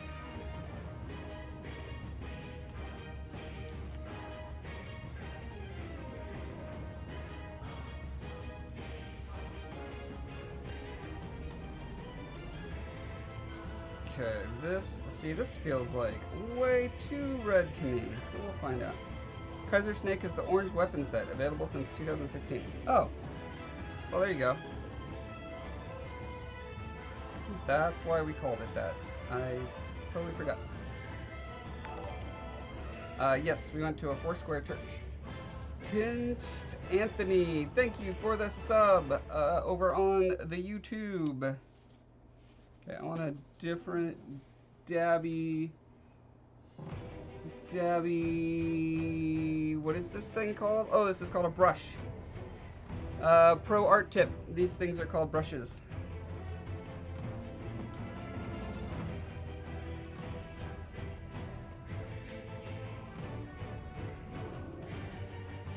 Yeah, actually that's almost exactly the color that I'm seeing on my reference. I can't believe it. Only 2 tries. I'm an art genius. Yep. Who is the Crimson Assassin then? The red weapon set is named after it. Oh, okay. So the assassins are the little ninja guys, and the crimson one is the red ones. They're the ones with the katana that just run up to you and jump and attack. Those are Crimson Assassins. Sorry, we always had, we had different names for them in development than what the editors allowed through. In this case, shockingly, Peter Freeze was the enemy of fun. He cut so many popular reference things that we had in there. Mostly because his boss had decided that Guild Wars 2 had too many popular culture references. And you know what? He's probably right. I still feel like there should have been an exception for Guild Wars, or for Super Adventure Box, seeing as it is like very much a reference to a particular time and place in culture. But alas, I was outvoted. We still managed to sneak in a million overt homages to Twin Peaks, but not in the dialogue that had to go through an editor.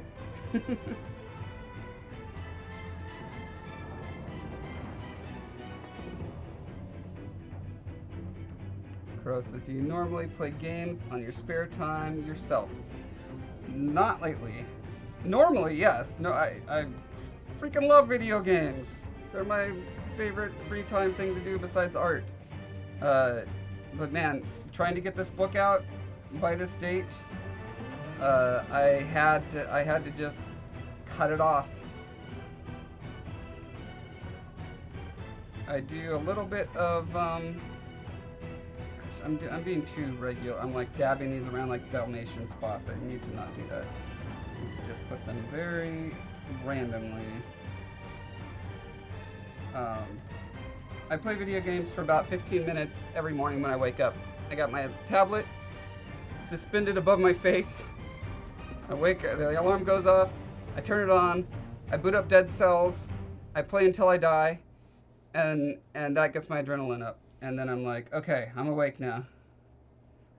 So that's the extent of my video game playing lately.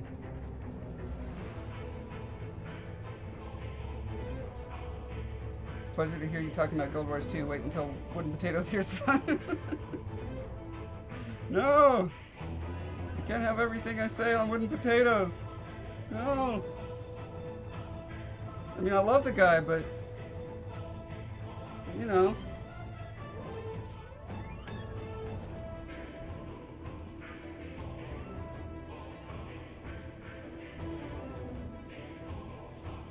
Ever hear of Devil May Cry? Yeah. I mean, how could I not have heard of Devil May Cry? I work in the game industry. I played the first one when it came out. It was one of the games we were studying for our competitive analysis when we started working on PlayStation 2 games.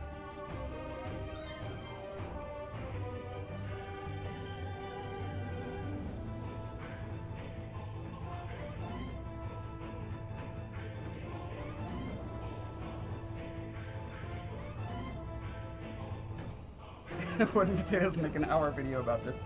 About me randomly talking about Super Adventure Box enemies? I don't think that's going to be compelling content.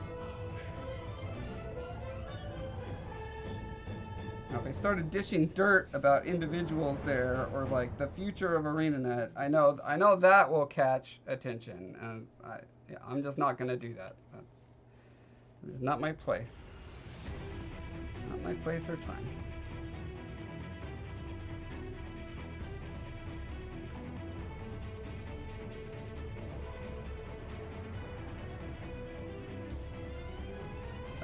Crow says, you are aware that the 5th is going live on the 8th, right? 5th what? Oh, Devil May Cry. I assume you're talking about. I was not explicitly aware of it. I was vaguely aware that there's a new one coming out, yeah. And apparently there's a movie in the works. Because why not? You know, someday they'll make a good video game movie. Although I've liked every Tomb Raider movie. I don't know that they're good movies, but I've enjoyed them. I take that back. I know they're not good movies, but I like them.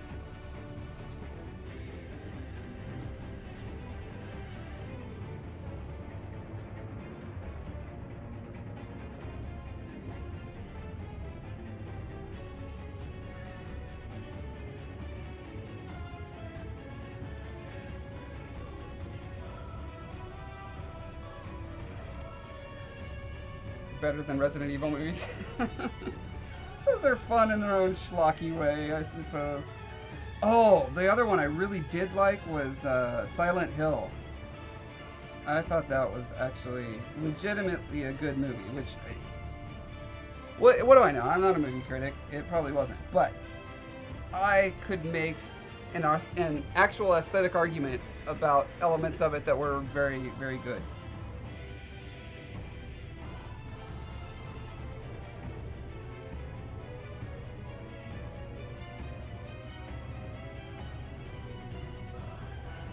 Okay, now I'm trying to think. I wonder if I hit this with a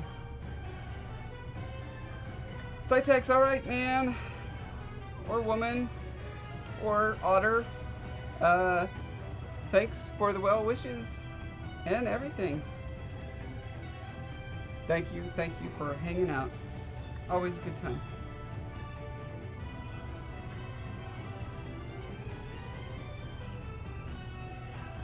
Okay, so I'm thinking if I spray this with a clear coat now, and then do a dark coat, so I get some of these, kind of dark areas baked in a little better.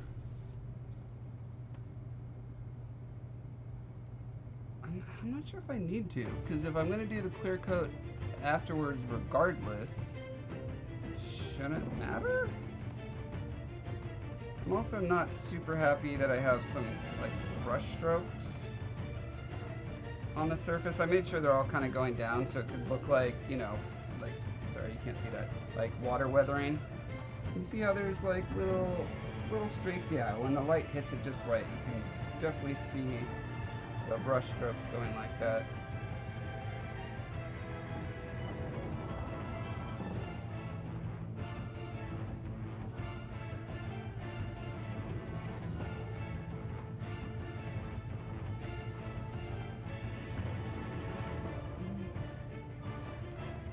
I think because this is still kind of experimental phase piece,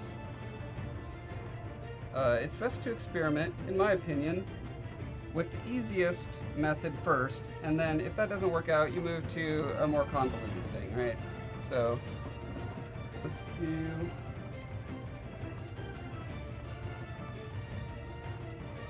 shade. What do we got? We could do black.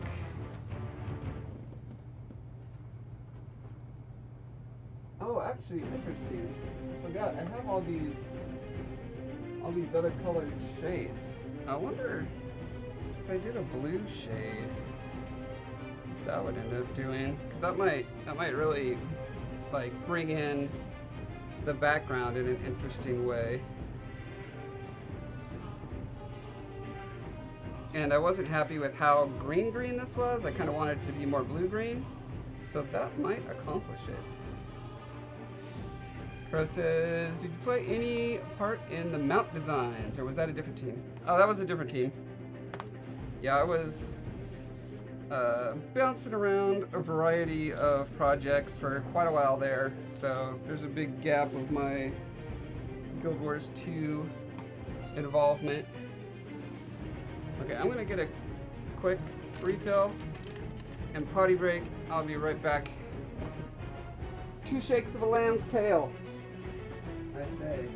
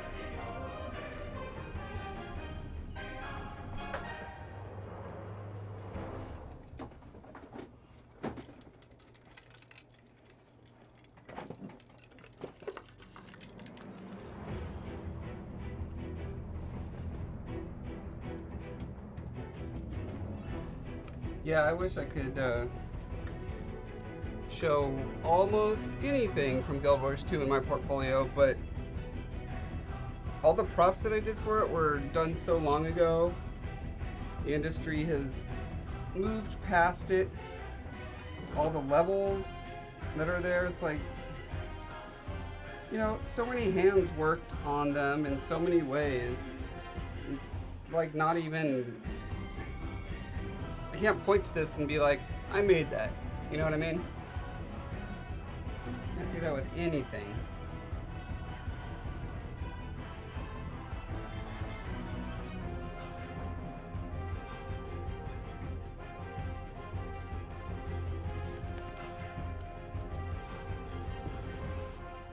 Alright, I'm gonna try blue. Never done this before. Let's see what Darkenhof Nightshade looks like. Yep. That's El Jungle Wormo back there. Cobalt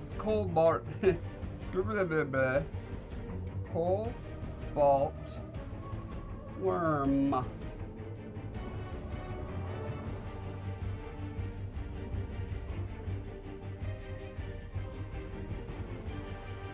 Yeah, I have on my YouTube channel, I've got a video of how to make a giant gummy worm.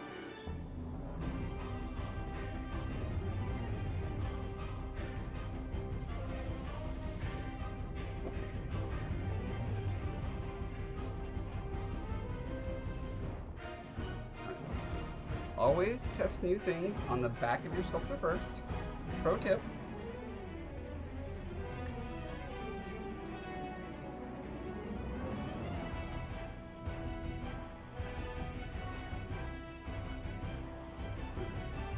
White dark.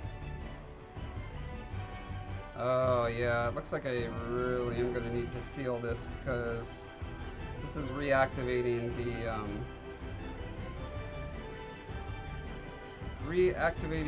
the acrylic paint and just turning it into like a muddy mess. That's why it needs a clear coat. I don't know why I couldn't remember that.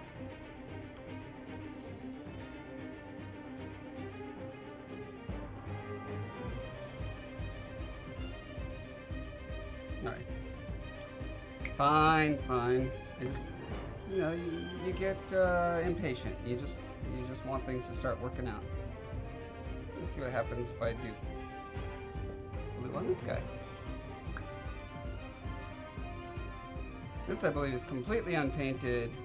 I just used metal pigment resin and then like buffed it a little bit to give it that shine.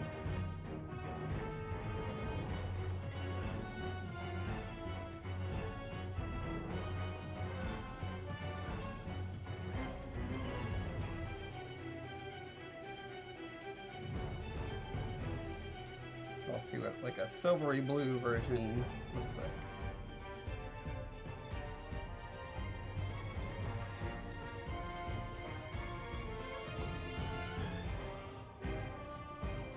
For some reason it's got a bunch of particulates all over it.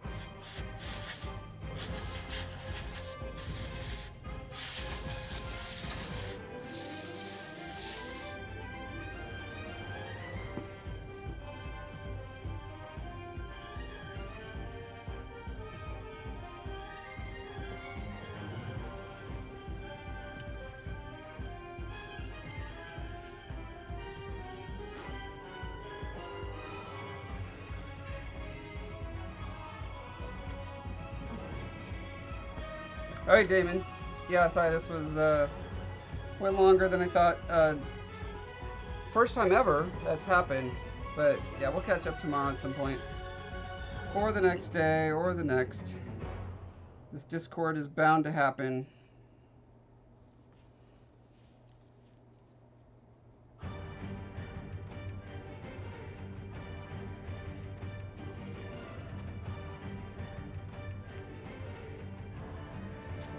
Kuliak says, so Josh, were the names of the Moto Elite skills inspired from D&D's Big B spells?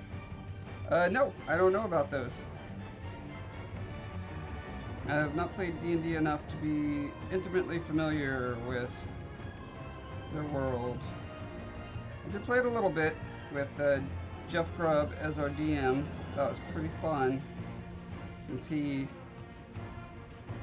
like invented, I don't know, a quarter of the races in D&D, and wrote a whole bunch of modules and books, and the guy knew his D&D. He was an awesome dungeon master. But that's my only direct experience with it.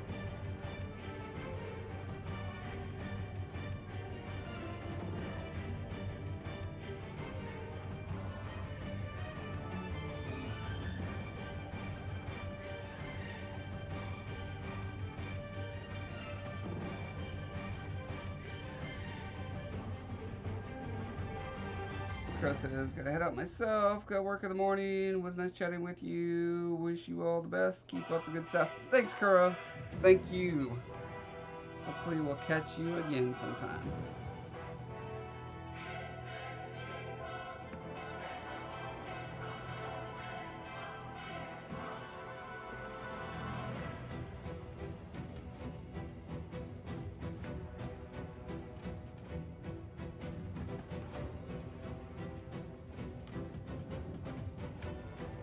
Generally with shades, I'm gonna like brush them off, and then you wipe them off, and the shade just stays in the cracks. You don't have to if you want to tint the whole thing darker, but that's generally how they're used.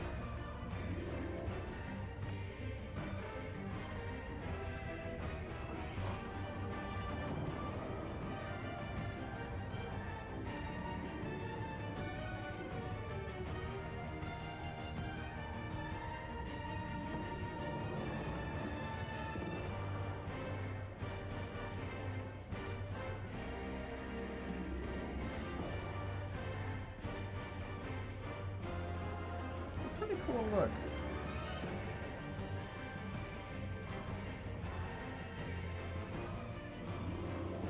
I am not disappointed.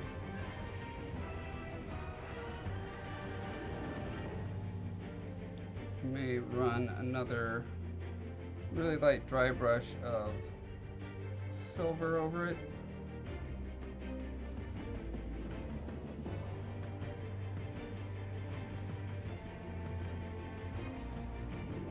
yeah, that like that blue steel look. It's pretty cool.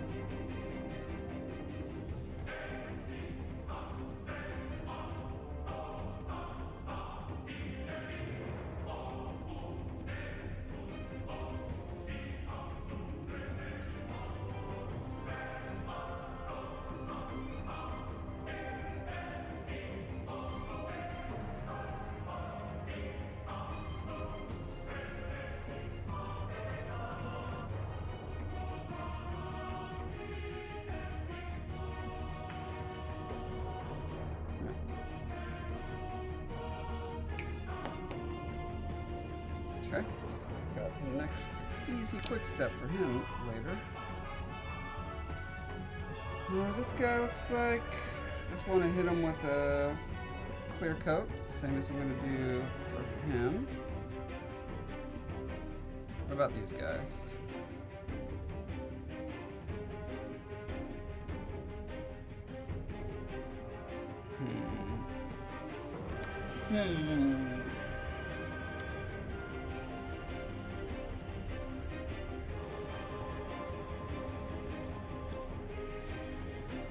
I feel like they're just cool the way they are.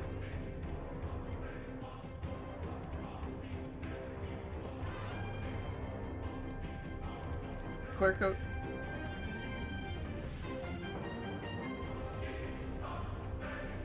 Yep, I think you're right. Clear coat in general, that's one thing about almost all like bronze and brass, maybe not brass so much, but bronze certainly has a lot of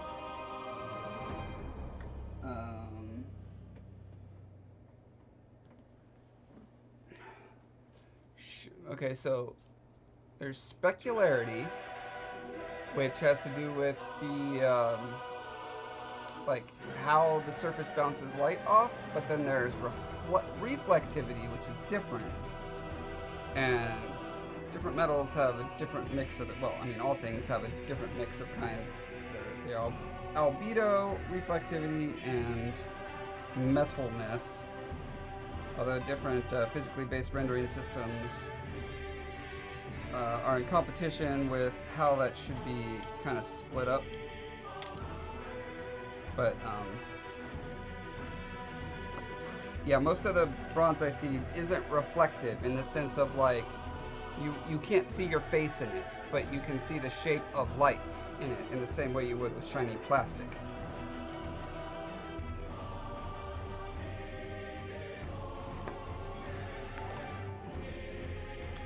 Are you kidding me? You just subscribed? You gotta be kidding me. Oh wow, thank you so much. I'm a fan of kittens. Even when they're just kidding me. So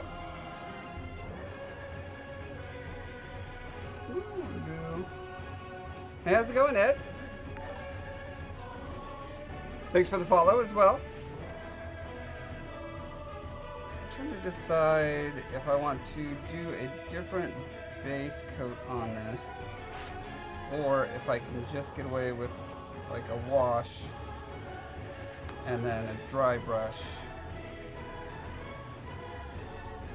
Because I'm kind of feeling like I want to do something along these lines where, like, with this sort of thing, having it really dark is totally fine. With a figure's face, the darker it is, the less, you know, you feel like you're seeing a person.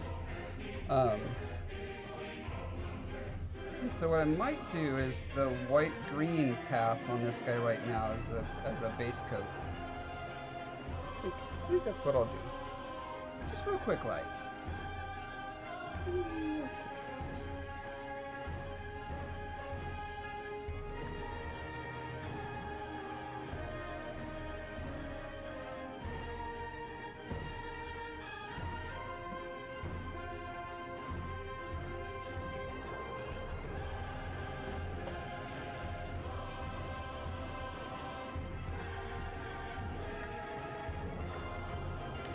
Folk art, artiste's pigment. You'd know it's good with a name like that.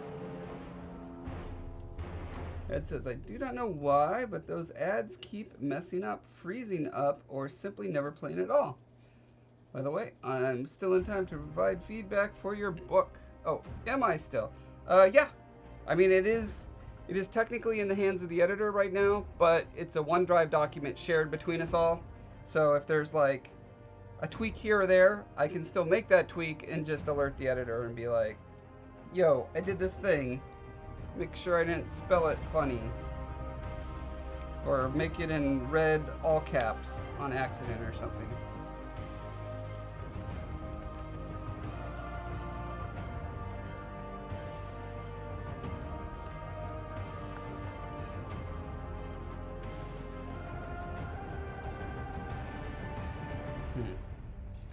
I'm having second thoughts about this dark green. I think I'm just going to go with mostly white with a little bit of green for this first guy. So I want, doesn't need to be fancy.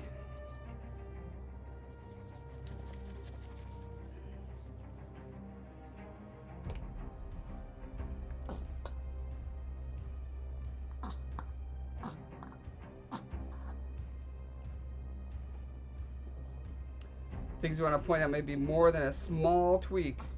That's fine. I mean, I listen to all feedback and, you know, and then I got a triage. Well, first I have to assess, is this something A, I agree is as important as the beta reader believes, and then B, if I agree that it is, I've got a triage and say, given our release dates and that kind of stuff, how important is it? Like if it's earth-shattering and like could destroy the entire future of the franchise, then, you know, I'll think, well, maybe we gotta push back the date of the launch. And maybe you have found just such a thing. So, you know, give it to me all. I'll take it all. Oh yeah, this is what I want mostly, is this display.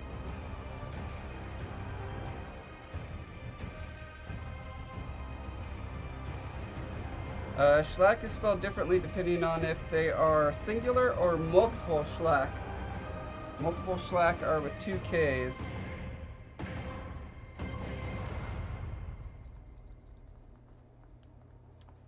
But you are certainly not the first person to be confused by these exotic naming conventions. I mean, what we were doing was following conventions that exist in real societies and real places, but certainly for a lot of English speakers, I don't know, is English your first language? It is uncommon, but we're dealing with alien cultures, you know, so we want uncommon things. We want a touch of the exotic. But if the exotic is simply confusing for the sake of, you know, or, well, if the price we pay for flow, because really flow is what it comes down to in a story. For you to get into a story and stay into it, you want to be in a flow state. And things that bump you out of that flow state, such as being confused, yeah, we want to minimize those things. And if we pay a price in exotic flavor for that comes down to a judgment call on a per case basis. sometimes it even comes down to like, okay, where does this land in the story? Is this already a particularly dense section of the story that has lots of new exotic elements already? And if it is, then yeah, it's probably best to punt on that. First language is Dutch. Okay. Language is English, so the English language rules should be applied.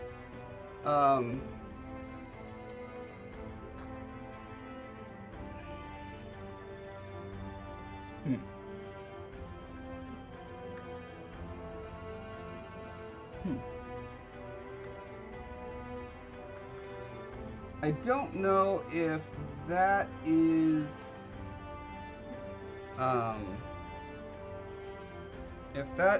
true when you're talking about a multi-sentient species with, you know, all these tons of different cultures. You know, it's a big melting pot.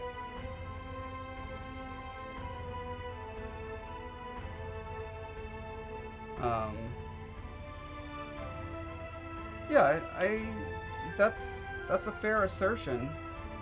Don't know if it's right, but I'm glad to ponder on it.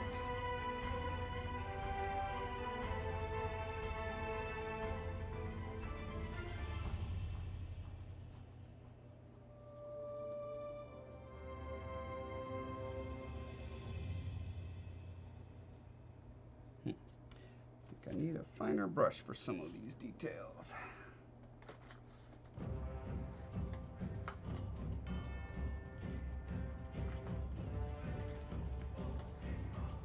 Fine, but fairly stiff.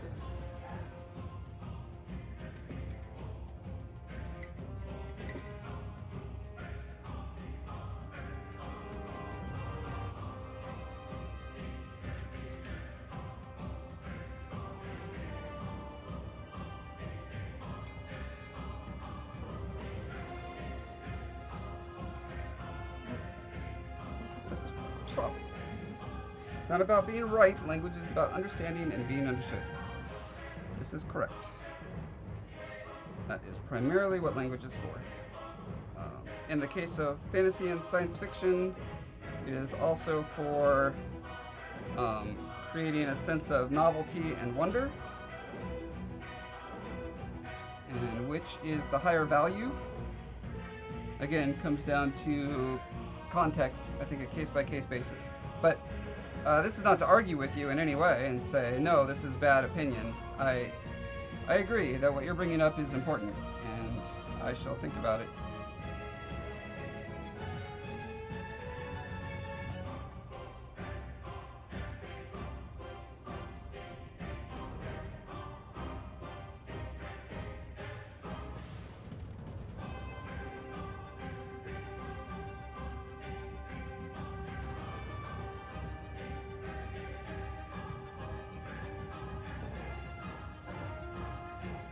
We worked super duper hard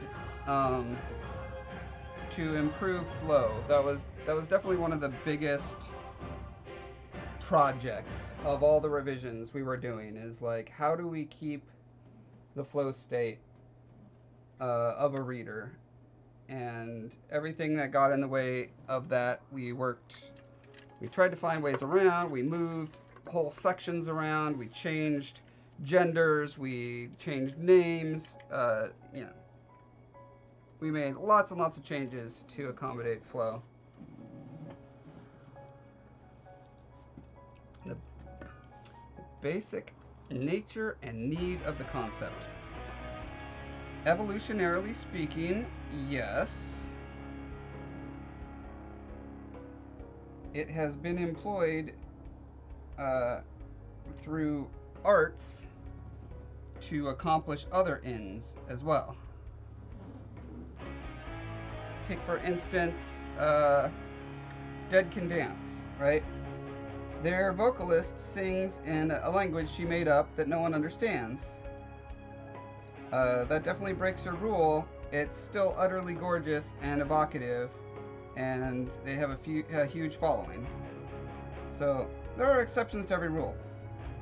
Is Schlack with 1 or 2 Ks the same as Dead Can Dance? Absolutely not. So I just like speaking philosophically about this sort of thing, you know? It's interesting. It's all very interesting. It says, I understand your point, but in that case, I do feel like it would make sense to A, clarify that that is what you mean, and to use that form of using multiplication consistently. Yeah. So, like, that's another tricky thing. So this is an introduction to this world, to the world of Talifar. There will be a book about a Shlack, and you will learn all about Shlack society, and it would absolutely be very consistent that they're going to call, you know, a coconut, when they have 2 coconuts, it's going to be coconut with 2 T's. You know what I mean? Because that's how they think and operate culturally. But yes, it is, if it sticks out like a sore thumb in a reading of this particular story, which needs to take precedence. One way is to just avoid using the plural, you know, if it's important to keep that rule of the way their society pluralizes. The other is to say that it's a, and I think this is what you're getting at, and it probably makes a lot of sense, would be to say that it is a humanization in the same way that in English we pronounce, you know, Paris, we pronounce it, which was a perfect French pronunciation, by the way. We pronounce it Paris. And the capital of Australia is Melbourne. You know, it's just because, and Deutschland is Germany. You know what I mean? So you're right. Like, humans would not necessarily follow the conventions of another culture's, the way they perceive and describe themselves and speak themselves. So you have successfully won me over. The book receives its function from being understood. Yep. I would still argue there's room to work around the margins of that. A lot of poetry has to do with just using words that have particular sounds or evocations that aren't necessarily about a literal or didactic understanding of a literal thing, you know? But my book's not poetry, so I'd say you've successfully convinced me. I will change it tonight.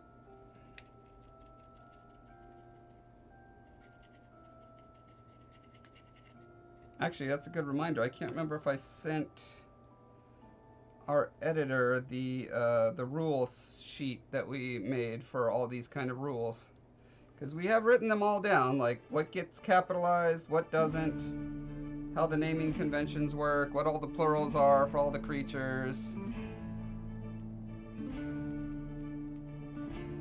Stuff definitely exists.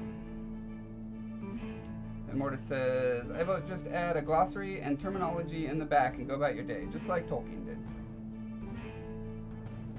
76 says, I vote with you, Van M. Yeah, I mean, that doesn't solve the problem of breaking flow, of making a person think, even if it's temporarily, think, oh wow, they didn't even bother editing this book. Look at this stupid mistake they made. Like, this is clearly not a high quality piece of work.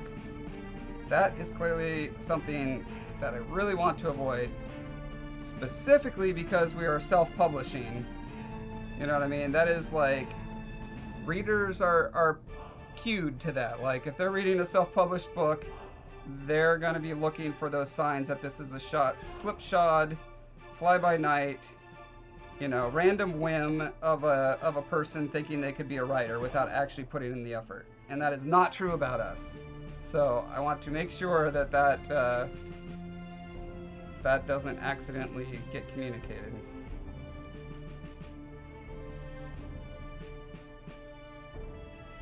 Another thing is that if you want to create a franchise from this, that you would need a way to pronounce singles and plurals different.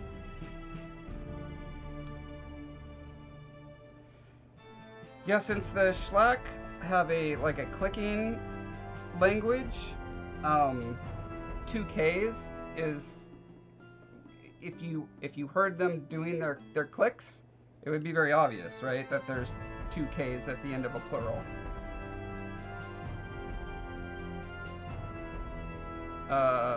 But yeah, does that come across in the book? In a book about the Schlack, we could absolutely be like, he clicked twice at the end of his word, denoting plurality. You know, somewhere near the beginning. Hopefully in not a ham-fisted, clumsy way like that. And I suppose we could find a way to get that in the conversation that the king has with the Schlack in this book. But yeah, it doesn't seem like it's worth it. We should just go with the assumption that humans don't click, so when they they just say Schlacks or the Schlack.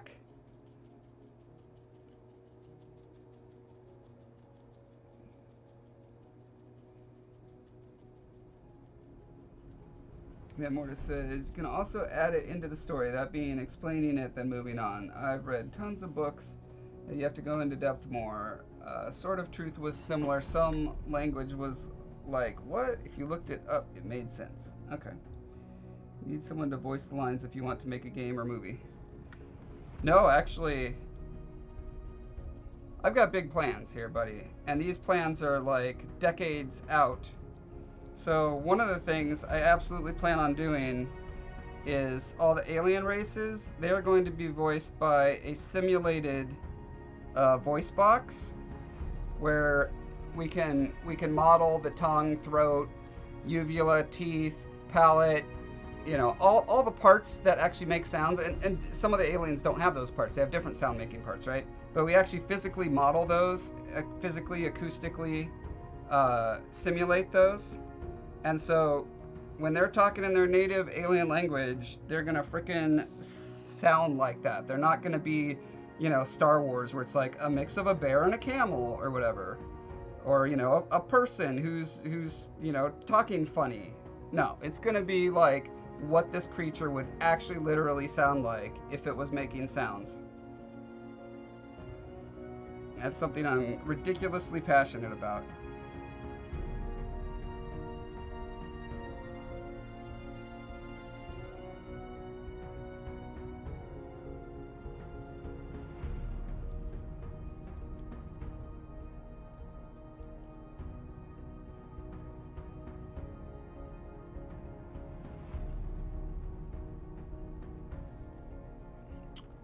Then more to get better at reading. Get good. Can't spend so much time in the box. You gotta get out of your box and do some reading sometimes. Take off that lid. I know it's heavy because it's got that big bow on it.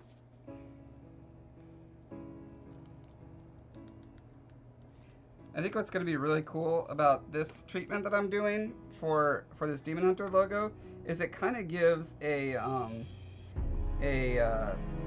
photo negative look, right? Because the shadows are light and the surface is dark. So I think it's going to be like super effective and creepy on this kind of demonic visage.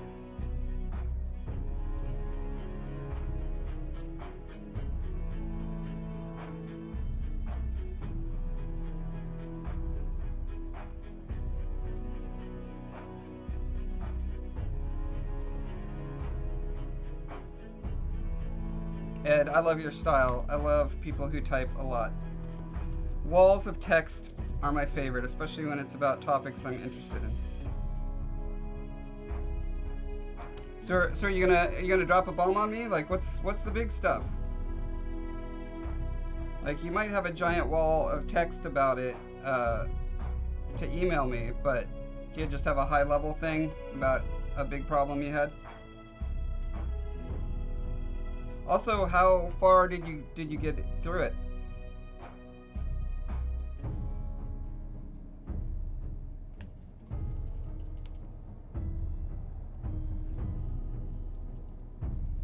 I know, always bragging about how many ribbons you got, Van Morta. How big and how many ribbons you have. Simon Lee was at the studio doing some kind of person writing a dragon sculpture. Were you a part of that with him? Yeah. I actually had to go to a meeting like right in the middle of his thing, which was annoying. But yeah, I got to talk with him, asked him some questions. I pointed out to him, you know, I was asking him about personal style, and I was like, I find myself in this problem where I'll start doing a thing and then realize, oh wait, I always do, whenever I run into this particular thing, I always do it the same way. And I'm like, is that style or is that just laziness? And then I pointed out, I was like, so the hand of your dragon rider, right? He's doing this pose, this like you can't do it in real life, but you have to like move your finger like way up like this, and then these ones go down, and then the thumb's like way back. It's just like super dramatic action hand pose. Like 90% of his humanoid hands are like that, are in that pose. And he was like, I never noticed that. I was like, are you serious? You never noticed that you make almost all your hands exactly the same?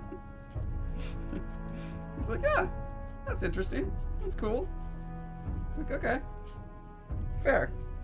You have someone who is like one of the masters of the craft can just be like, whatever. Then I figure I could be whatever from time to time as well. We just got past Bowmark's proving. Okay.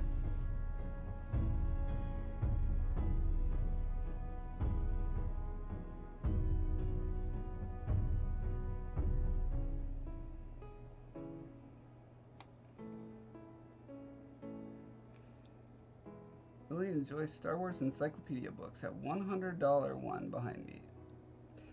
Yeah, those encyclopedias are pretty cool. I assume you have the crap. What's the? I can't remember the name, but it's the creatures, the animals of Star Wars, bestiary, whatever. The one illustrated by Terrell Whitlatch. That one's my favorite. I really like the cross-section ones, just because they're mind-blowing, like how much work has to go into those illustrations. Absolutely blows my mind.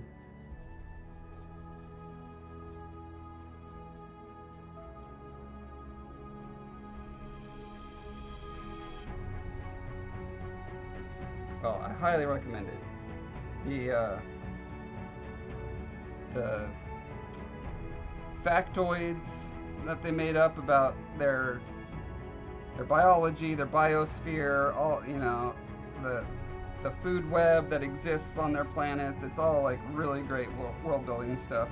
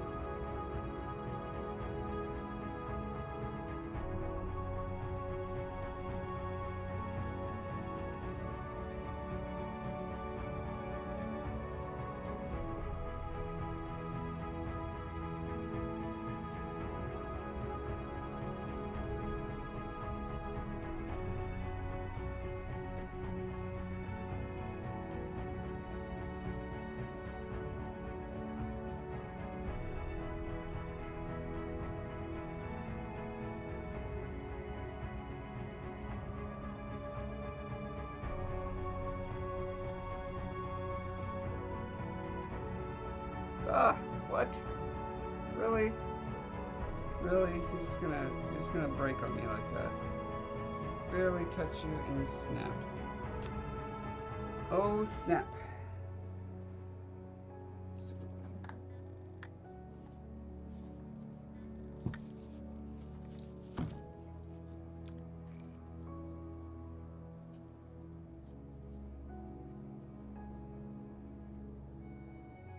Far Cry 5 uninstalled. Oh man, I want to play Red Dead Redemption 2. But I can't. I won't do it. I won't give in. It says that, by the way, is the second thing I wanted to mention. Bowmark, fighting that guy makes a lot of sense based on what you do with that. But if you look at the story, raise him would seem extremely weak and cowardly, and he would never do that based on his character as it is presented. In story writing, there is a concept known as plot, where any one's actions should make sense from the perspective of the acting party, and their character should develop based on the results, all of which is as little as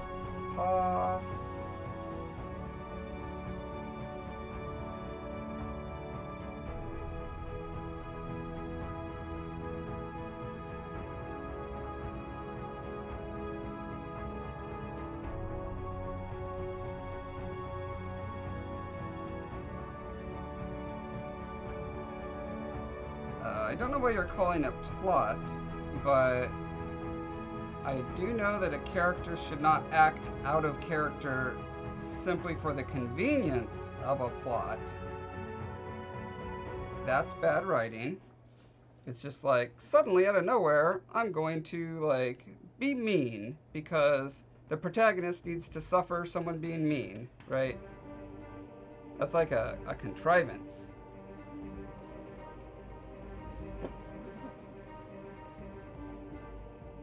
I want to give in to Red Dead Redemption because I banned myself from playing big games until my book is out. Well, probably until the whole trilogy is out, to be honest.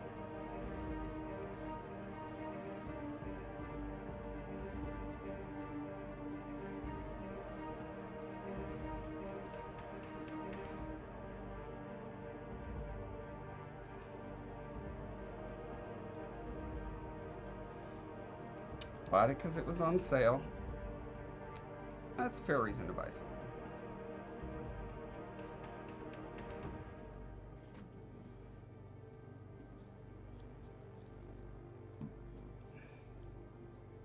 Okay, now I have to be careful not to touch. Remind me, guys, not to touch that little tip or it will snap. Pro tip, don't touch the tip. Or someone like randomly dying to a stroke just because it suits you. Yes, I agree with that. So it sounds like what you're saying is that your perception of Razehim's character is that he's a coward and would not ever choose to fight on the disc. Is that the core of the problem?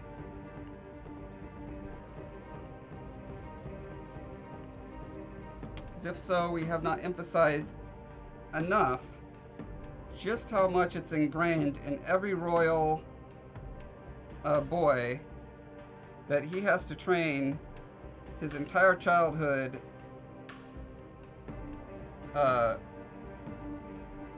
so that he will be given the opportunity to win the throne. And cowardly or not, that's just society's expectation.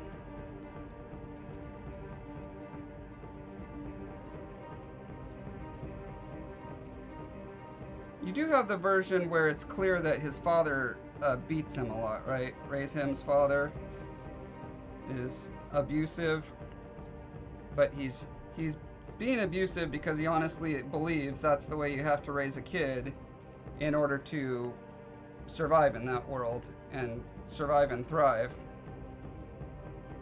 Okay, good.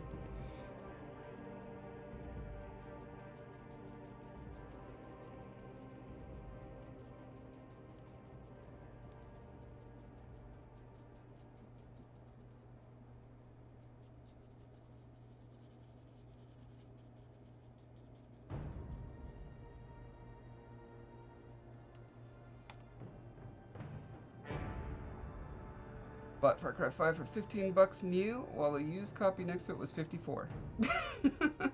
Huh. It says, no, he's not a coward, nor is he calculated. Him not stepping up seems out of character. Not stepping up.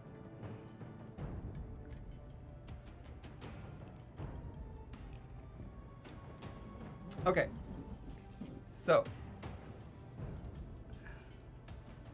you think that the plan that was concocted by the conspirators that he is a part of, that he would have enough power within that conspiracy to fully assert his specific wishes.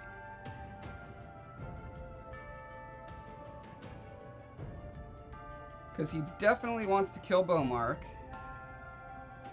That is absolutely made clear. And maybe what you're responding to is that the conspiracy would have included him doing the fight on the disc. You just do not think he would accept it. Wait, accept what? Accept... Okay, you're gonna need to be very specific, because now I'm totally confused. So, here's what I need you to tell me. A, what do you think Raise Him would want to do? And B, how much power do you think Raise Him had to enact what he wanted?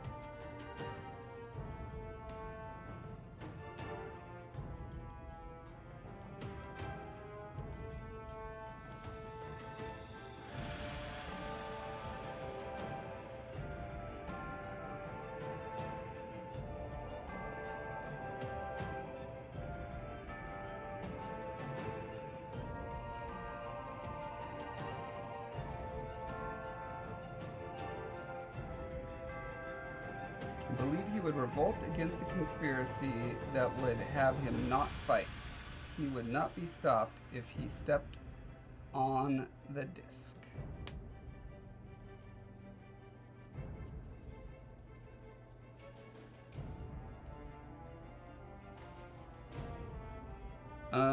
Okay, was it... Alright, Van Morta. Thanks for hanging. Have fun in your work meeting, since the conspirators would reveal themselves and be killed.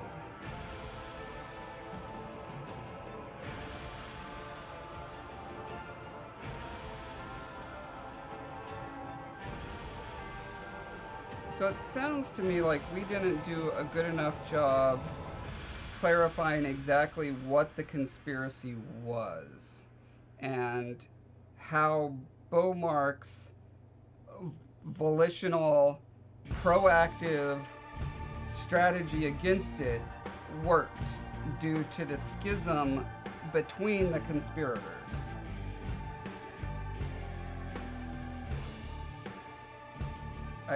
Maybe that's what's going on, you know, or I don't understand exactly what you're saying. Always difficult over text.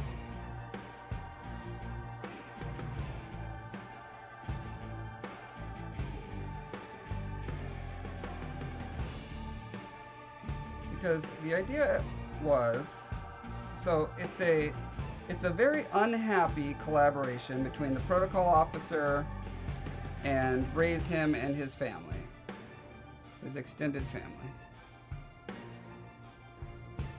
May not have read far enough. Well, if you got to the part where he left the island, then you're far enough to, if you're still confused about what's going, you know, about conspiracy stuff, then we screwed up.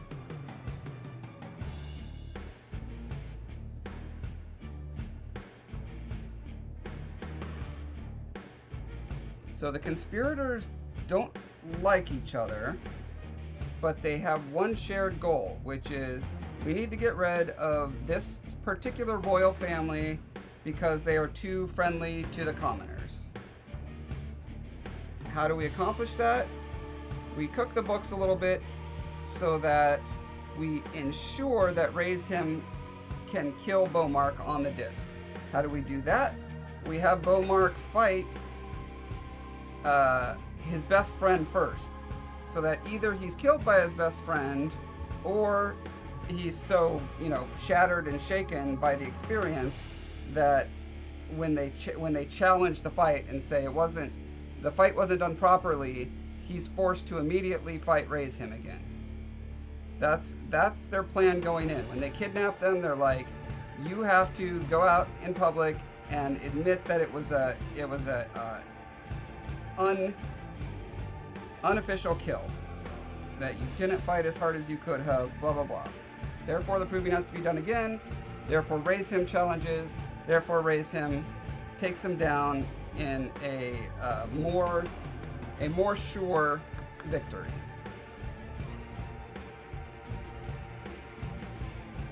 And we tried to make it clear in that scene, you know, where they're having the standoff with knives at their throats, that Raise him and the protocol officer don't get along. Ariana C, thank you for the subscription over on YouTube.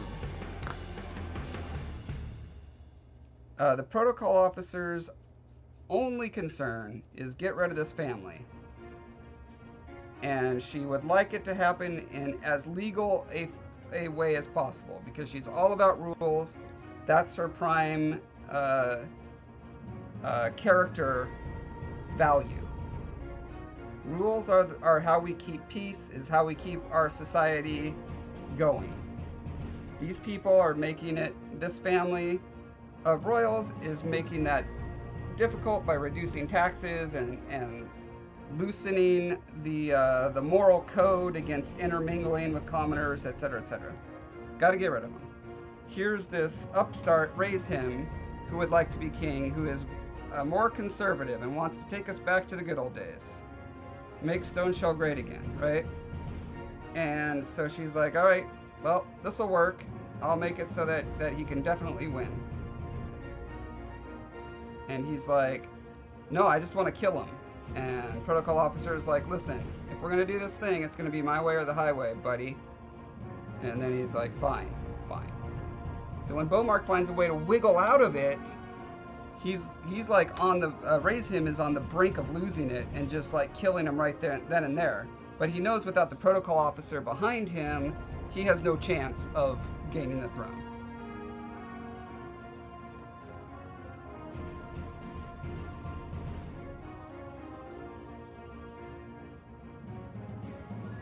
The officer and Raise him's family being involved was clear during the proving, and them disliking each other is also clear. Okay, good.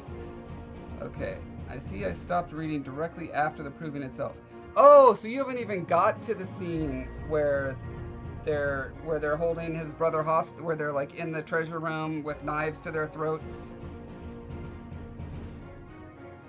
If that's the case, spoiler alert, I just explained the whole following scene.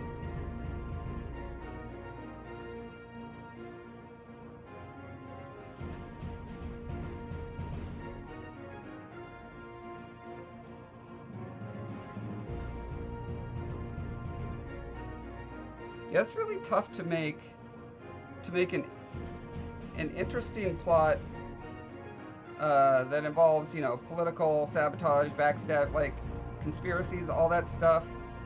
Like, it has to fulfill the function of sending the character out on the quest, right? So that's the primary thing. But it also has to make sense with the characters involved. It also has to be legible to people reading it so they understand what's going on.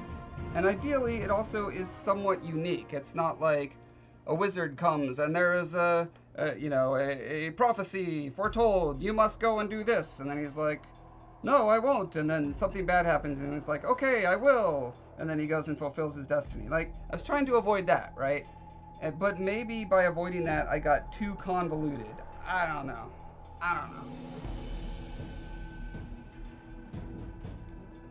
We'll see. I look forward to follow-ups after you've read that part.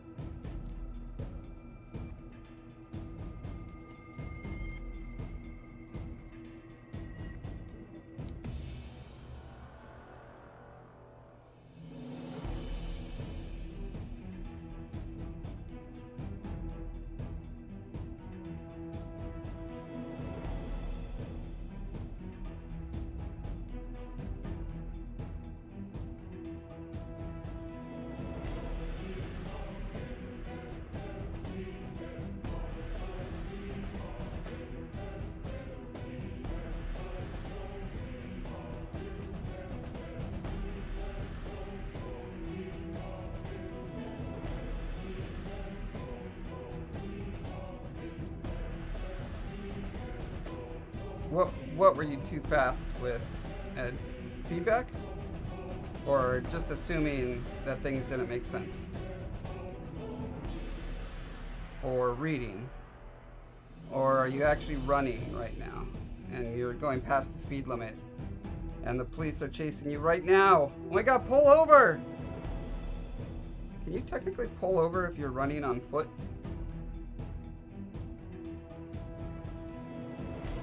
Oh, assuming it would all make sense. Yeah. I mean, okay.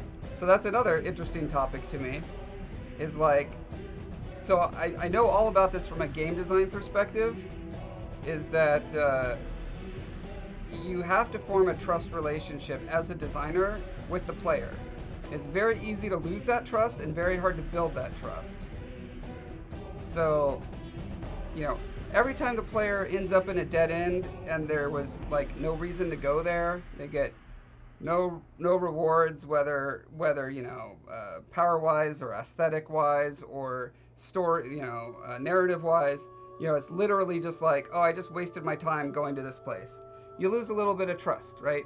Every time they go out of their way to do something that they think is clever and they're rewarded in some way, and the you know, the game design, the system is like, yeah, good job, you did something cool. You build trust. Okay, so I assume the same thing is happening when it comes to novels. You know, with a new author that you've never read before, you don't know this person, you don't know how good they are, you don't know what they're trying to pull off.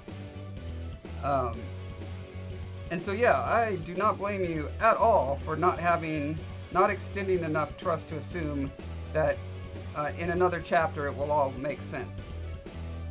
But sometimes a story is predicated on dragging out a mystery, right? Of something that doesn't seem to make sense and it just kind of nags at you. Like, why is that happening? Why is that person doing that? Why, you know, all sorts of whys that can be slowly answered over time.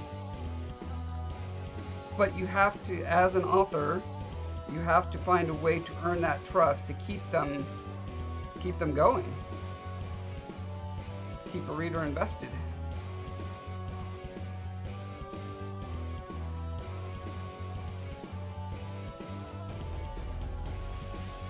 One way you could do that, I think, ameliorate the problem, is by having the protagonist kind of make a mental note of it themselves. You know, just say to themselves, why is he doing that? It doesn't make sense. You know, as a way to lampshade it in a sense and say, yes, I, the writer, hereby do acknowledge that this is a mystery that doesn't seem to make sense right now. But trust me, wink, wink, it'll make sense at some point. That's my theory. And I'm sticking to it until I hear a better theory. Which probably won't be very hard to come up with.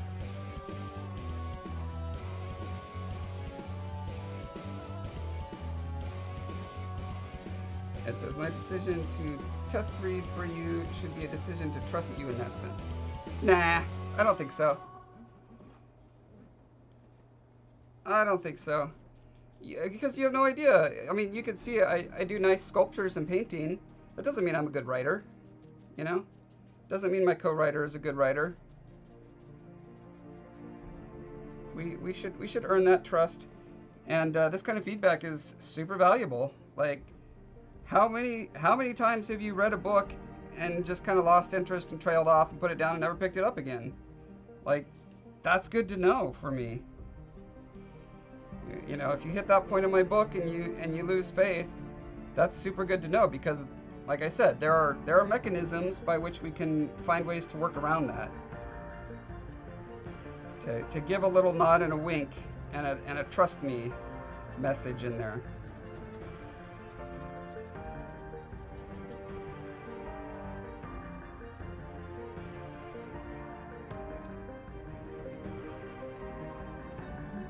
'76 says, I need this book soon. I am old and a slow reader. Less than a month. Less than a month, 76.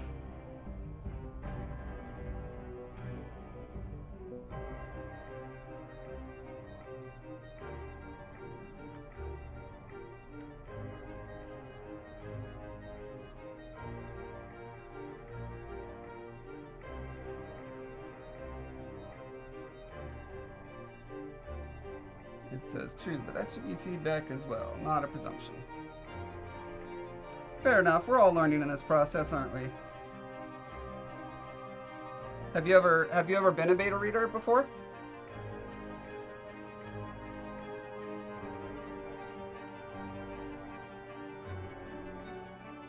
I mean, you just got to take it for granted. The first time you do anything, you're gonna have lessons to take towards the next time you do it. Ain't nothing wrong with that.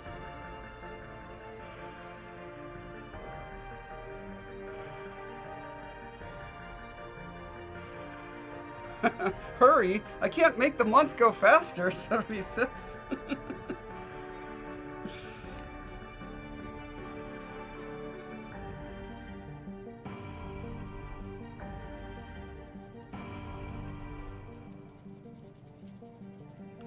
There's a great episode of South Park where one of the characters is so impatient for the Nintendo Wii to come out that he purposely freezes himself in a glacier so that he can thaw out in the future after the Wii comes out.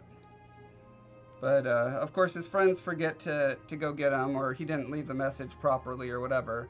So he ends up getting thawed out, you know, a million years in the future or something. And at that point, I believe it's otters that have evolved to become the sentient species. And they're having a big religious war because they're two different factions of atheist otters. You know, that's my kind of story right there.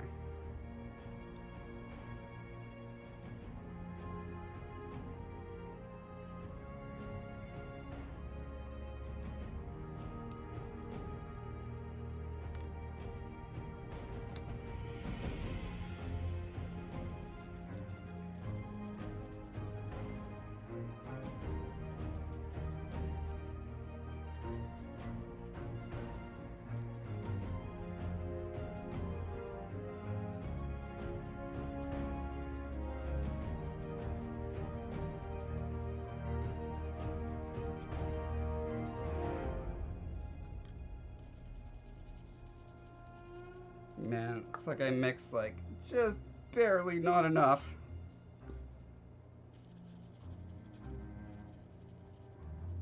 Maybe I can spread it far enough. Fortunately, the back doesn't need to be super duper high quality.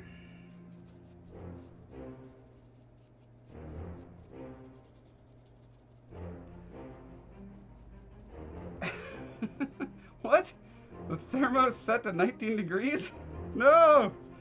Don't do it, 76. Don't freeze yourself. It's not gonna work out.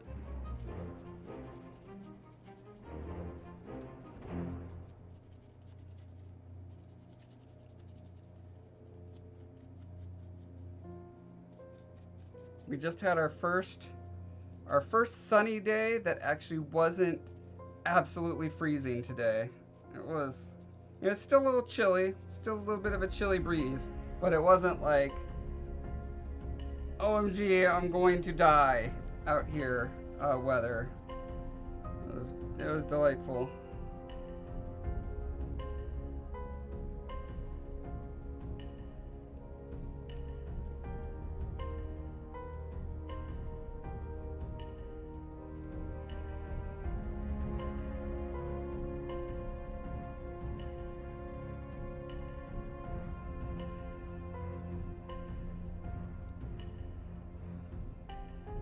It says this is not South Park. One does not know how it works out. Besides, the Xbox 360 is already out. It's a pretty old episode.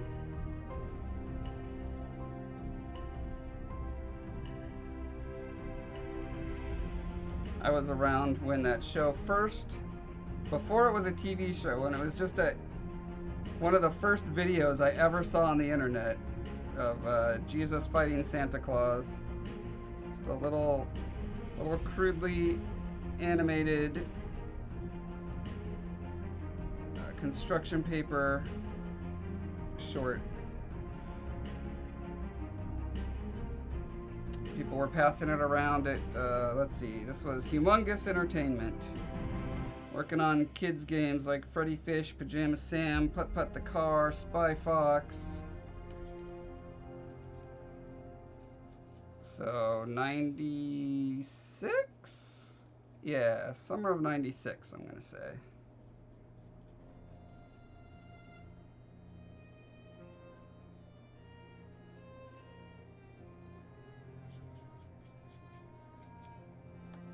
Yeah, I mean, I have the 360. Is it S? Is that their high res one?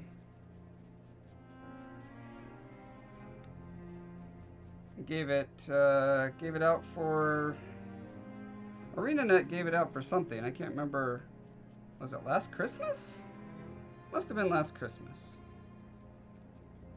Which is not that long ago, is it?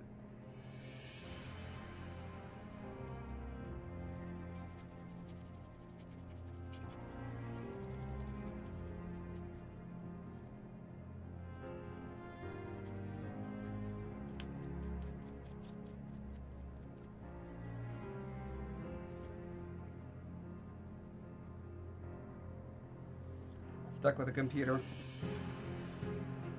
Oh, you PC crowd, you.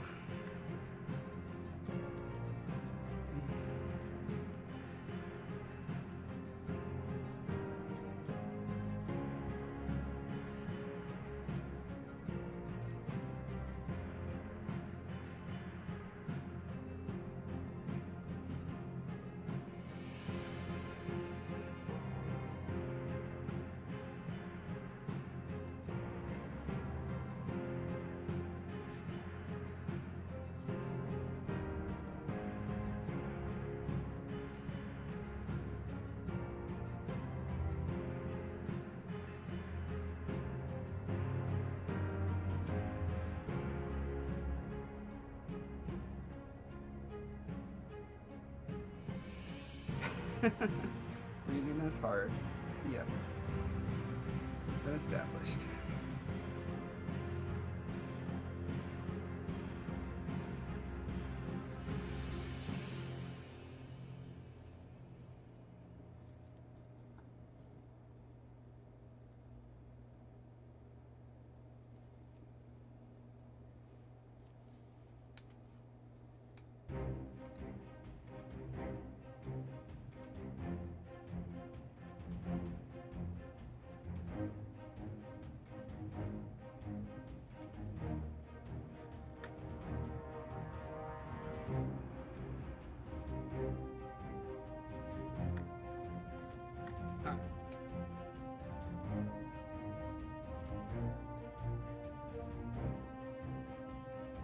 Perfect.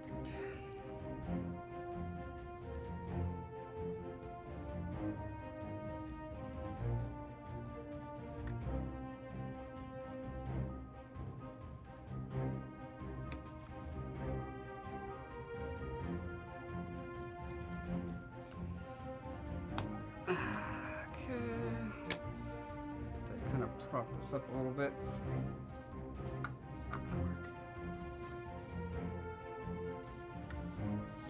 Alright guys, I'm gonna call it because I just gotta spray some clear coats on here and then get out of the room while the dust settles. Oh man, you and your naughty posts, Ed. Because you said anyhow. Alright, yeah, get yourself re-informed and let me know if I mean, it sounds like it's just a luck of the draw thing, right? Like, you stopped reading there to pick it up again later, and that just happened to be a point between explanations. Like, that's what I'm guessing. But I'm also open to the idea that, yeah, maybe there's something that needs to be beefed up there. That's totally doable. That is exactly the kind of stuff we've been doing for the past year and a half, so no reason to quit now. Seriously, every time I address an issue like that, I get more excited about the story and like how good it actually is.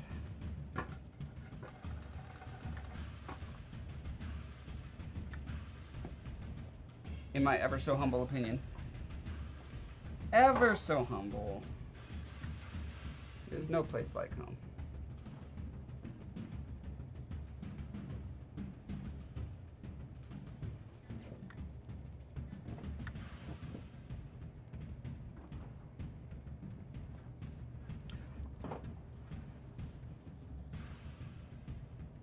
Had to get the info to you fast. That's true. There is a time pressure on here, so that is, I'm certain, a part of the equation. I forgot about this guy. Should do something with him too.